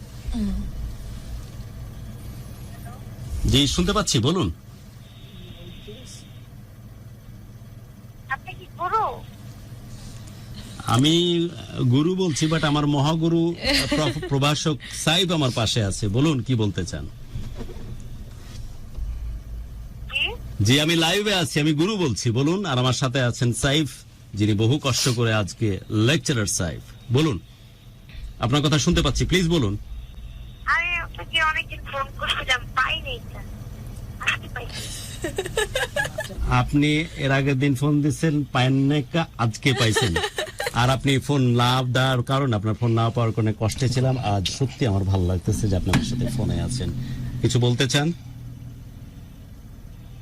হ্যাঁ, বলতে চাই যে সাইড বাইকার মাস্ক অনেক লাভ। সাইফ ভাইকে অনেক লাভ করেন, তাই? না, তার আম্মুকে অনেক লাভ করে। আম্মুকে এক্স্যাক্টলি অনেক বেশি লাভ করে, যে কারণে আম্মুর দোয়া এবং তার বদৌলতে অনেক পরিশ্রমের ফসল, অনেক কষ্ট করে সে এখন একজন লেকচারার সরকারি কলেজের। ঠিক আছে, আমার আম্মুকে আমি লাভ করি। আমার আম্মু অসুস্থ, প্যারালাইসিস রোগী। আম্মুর জন্য দোয়া করবেন। অফকোর্স তোমার মায়ের জন্য অনেক দোয়া থাকলো, এবং তোমার মাকে এভাবে পাগলের মতো ভালোবাসতে থাকো, পরিশ্রম করো, যাতে করে মায়ের সত্যিকারের মেয়ে হিসেবে তুমি বড় হও। হাতে চলতে পারেন, আমার আম্মুকে আমি দেখাশোনা করি। তুমি তো অনেক লক্ষ্মী মেয়ে, অনেক মিষ্টি মেয়ে। 14 বছর মাত্র। তোমার বয়স মাত্র 14? হ্যাঁ, তুমি অনেক অনেক অনেক লক্ষ্মী মেয়ে। তুমি হচ্ছে পরীর মতো। আমি দোয়া করি তোমার জন্য গোটা আকাশ খোলা থাকুক। আমাকে ভালোবাসেন। আমি আপনার স্টোরি সবসময় শুনি, আমার তো আপনার অনেক ভালো লাগে। জান, তোমাকে আমি অনেক ভালোবাসি। কত লক্ষ্মী একটা মেয়ে তুমি, এত অল্প বয়সে তুমি তোমার মায়ের এত সেবা যত্ন করো। জান, শুধু তোমার জন্য এখন এই কথাগুলো বলবো, আর কেউ যেন না শুনে। এই 31st এর আগ মুহূর্তে, বছরের শেষ মুহূর্তে, শুধু তোমার জন্য এই কথাগুলো। গুরু, আমার একজন স্টুডেন্ট ফোন দিয়েছে। ওকে, এই ফোন কলটা নিনি। হ্যালো হ্যালো, হ্যাঁ শুনতে পাচ্ছি, স্পিকার দাও। ওয়ালাইকুম আসসালাম। আর তোমরা তো ব্লেসড, যেহেতু সাহেব স্যারের মতো এমন একজন স্যারকে তোমরা পেয়েছো কাছ থেকে। এতটা হ্যাপি যে সাহেব স্যারের মতো একজন মানুষকে পেয়েছি। আমি ওনার লাইফের পুরো হিস্টোরি জানি, এবং আমি ওনার গ্রুপের একজন অ্যাডমিন। প্লাস হচ্ছে আমি ওনাকে আমার লাইফের আইডল হিসেবে নিয়ে নিয়েছি। আমি স্যারকে বলছি আমাকে ইন্সপায়ার করার জন্য আজীবন ওনাকে আমি আমার পাশে চাই, এটাও বলেছি। একদমই তাই, কারণ এই ধরনের মানুষ আইডিওলজিক্যাল জায়গাতে থাকলে ডেফিনেটলি তারা পথ হারাবে না, তারা সফল হতে বাধ্য। অনেক ভালোবাসা তোমার জন্য, অনেক দোয়া তোমার জন্য। ভালো থেকো। আমরা অনুষ্ঠান শেষ করছি আজকের মতো। আর যে মেয়েটিকে কথা বলছিলাম, যে 14 years old, যে প্যারালাইজড, তার মাকে যে যত্ন করে, সাথে প্রভাষক সাইফকে নিয়ে দারুণ ইন্সপিরেশনাল একটা স্টোরি, শুধু তাকে উদ্দেশ্য করে আমি লাস্টের কথাগুলো বলে শেষ করছি যে এই 22 শেষ দিন প্রোগ্রামে, 23 আগ মুহূর্তে, তো শুধুই তোমাদের জন্য। চলো আকাশ ছুঁয়ে দেখি, চলো স্বাধীন দেশটারে বুকে বেঁধে রাখি, চলো কারো ভালো লাগায় উচ্ছ্বসিত হই, চলো কারো কষ্টে আহাজারি করি, চলো প্রিয়তমার চোখে রাখি চোখ, কানে কানে বলি জান আমি তোমাকে অনেক ভালোবাসি, প্রাণীর চাইতে প্রিয় মা তুমি, প্রিয় এই মাতৃভূমি, চলো মাকে ভালোবেসে আরেক দফায় মরি। আচ্ছা আচ্ছা আচ্ছা, কে ডাকে এভাবে? ভালোবাসার ফেরিওয়ালা, চলে এসো বন্ধু মাটির টানে, তারুণ্যের জোয়ারে ভাসবে তুমি, ভালো লাগার সুর বাজবে তোমার মনে, আর বাঁধন হারা হব আমি মুক্তির গানে। এটাই তো তোমার দেশ, এটাই তো আমার দেশ, আমাদের ভালোবাসা, আমাদের বাংলাদেশ। সবার জন্য অনেক অনেক দোয়া। Happy new year in advance. সবার জীবনটা অনেক ভালো থাকুক, পরবর্তী বছর সমস্ত গ্লানিকে ভুলিয়ে দারুণ এক বছর কাটুক সে প্রত্যাশায়। আর সবার জন্য অনেক অনেক দোয়া। প্রত্যেকটি প্রাণ ভরে উঠুক ভালো লাগা নিয়ে, আর প্রত্যেকটি হৃদয় শাসিত হোক শুধুই ভালোবাসা দিয়ে। Thank you. Happy new year.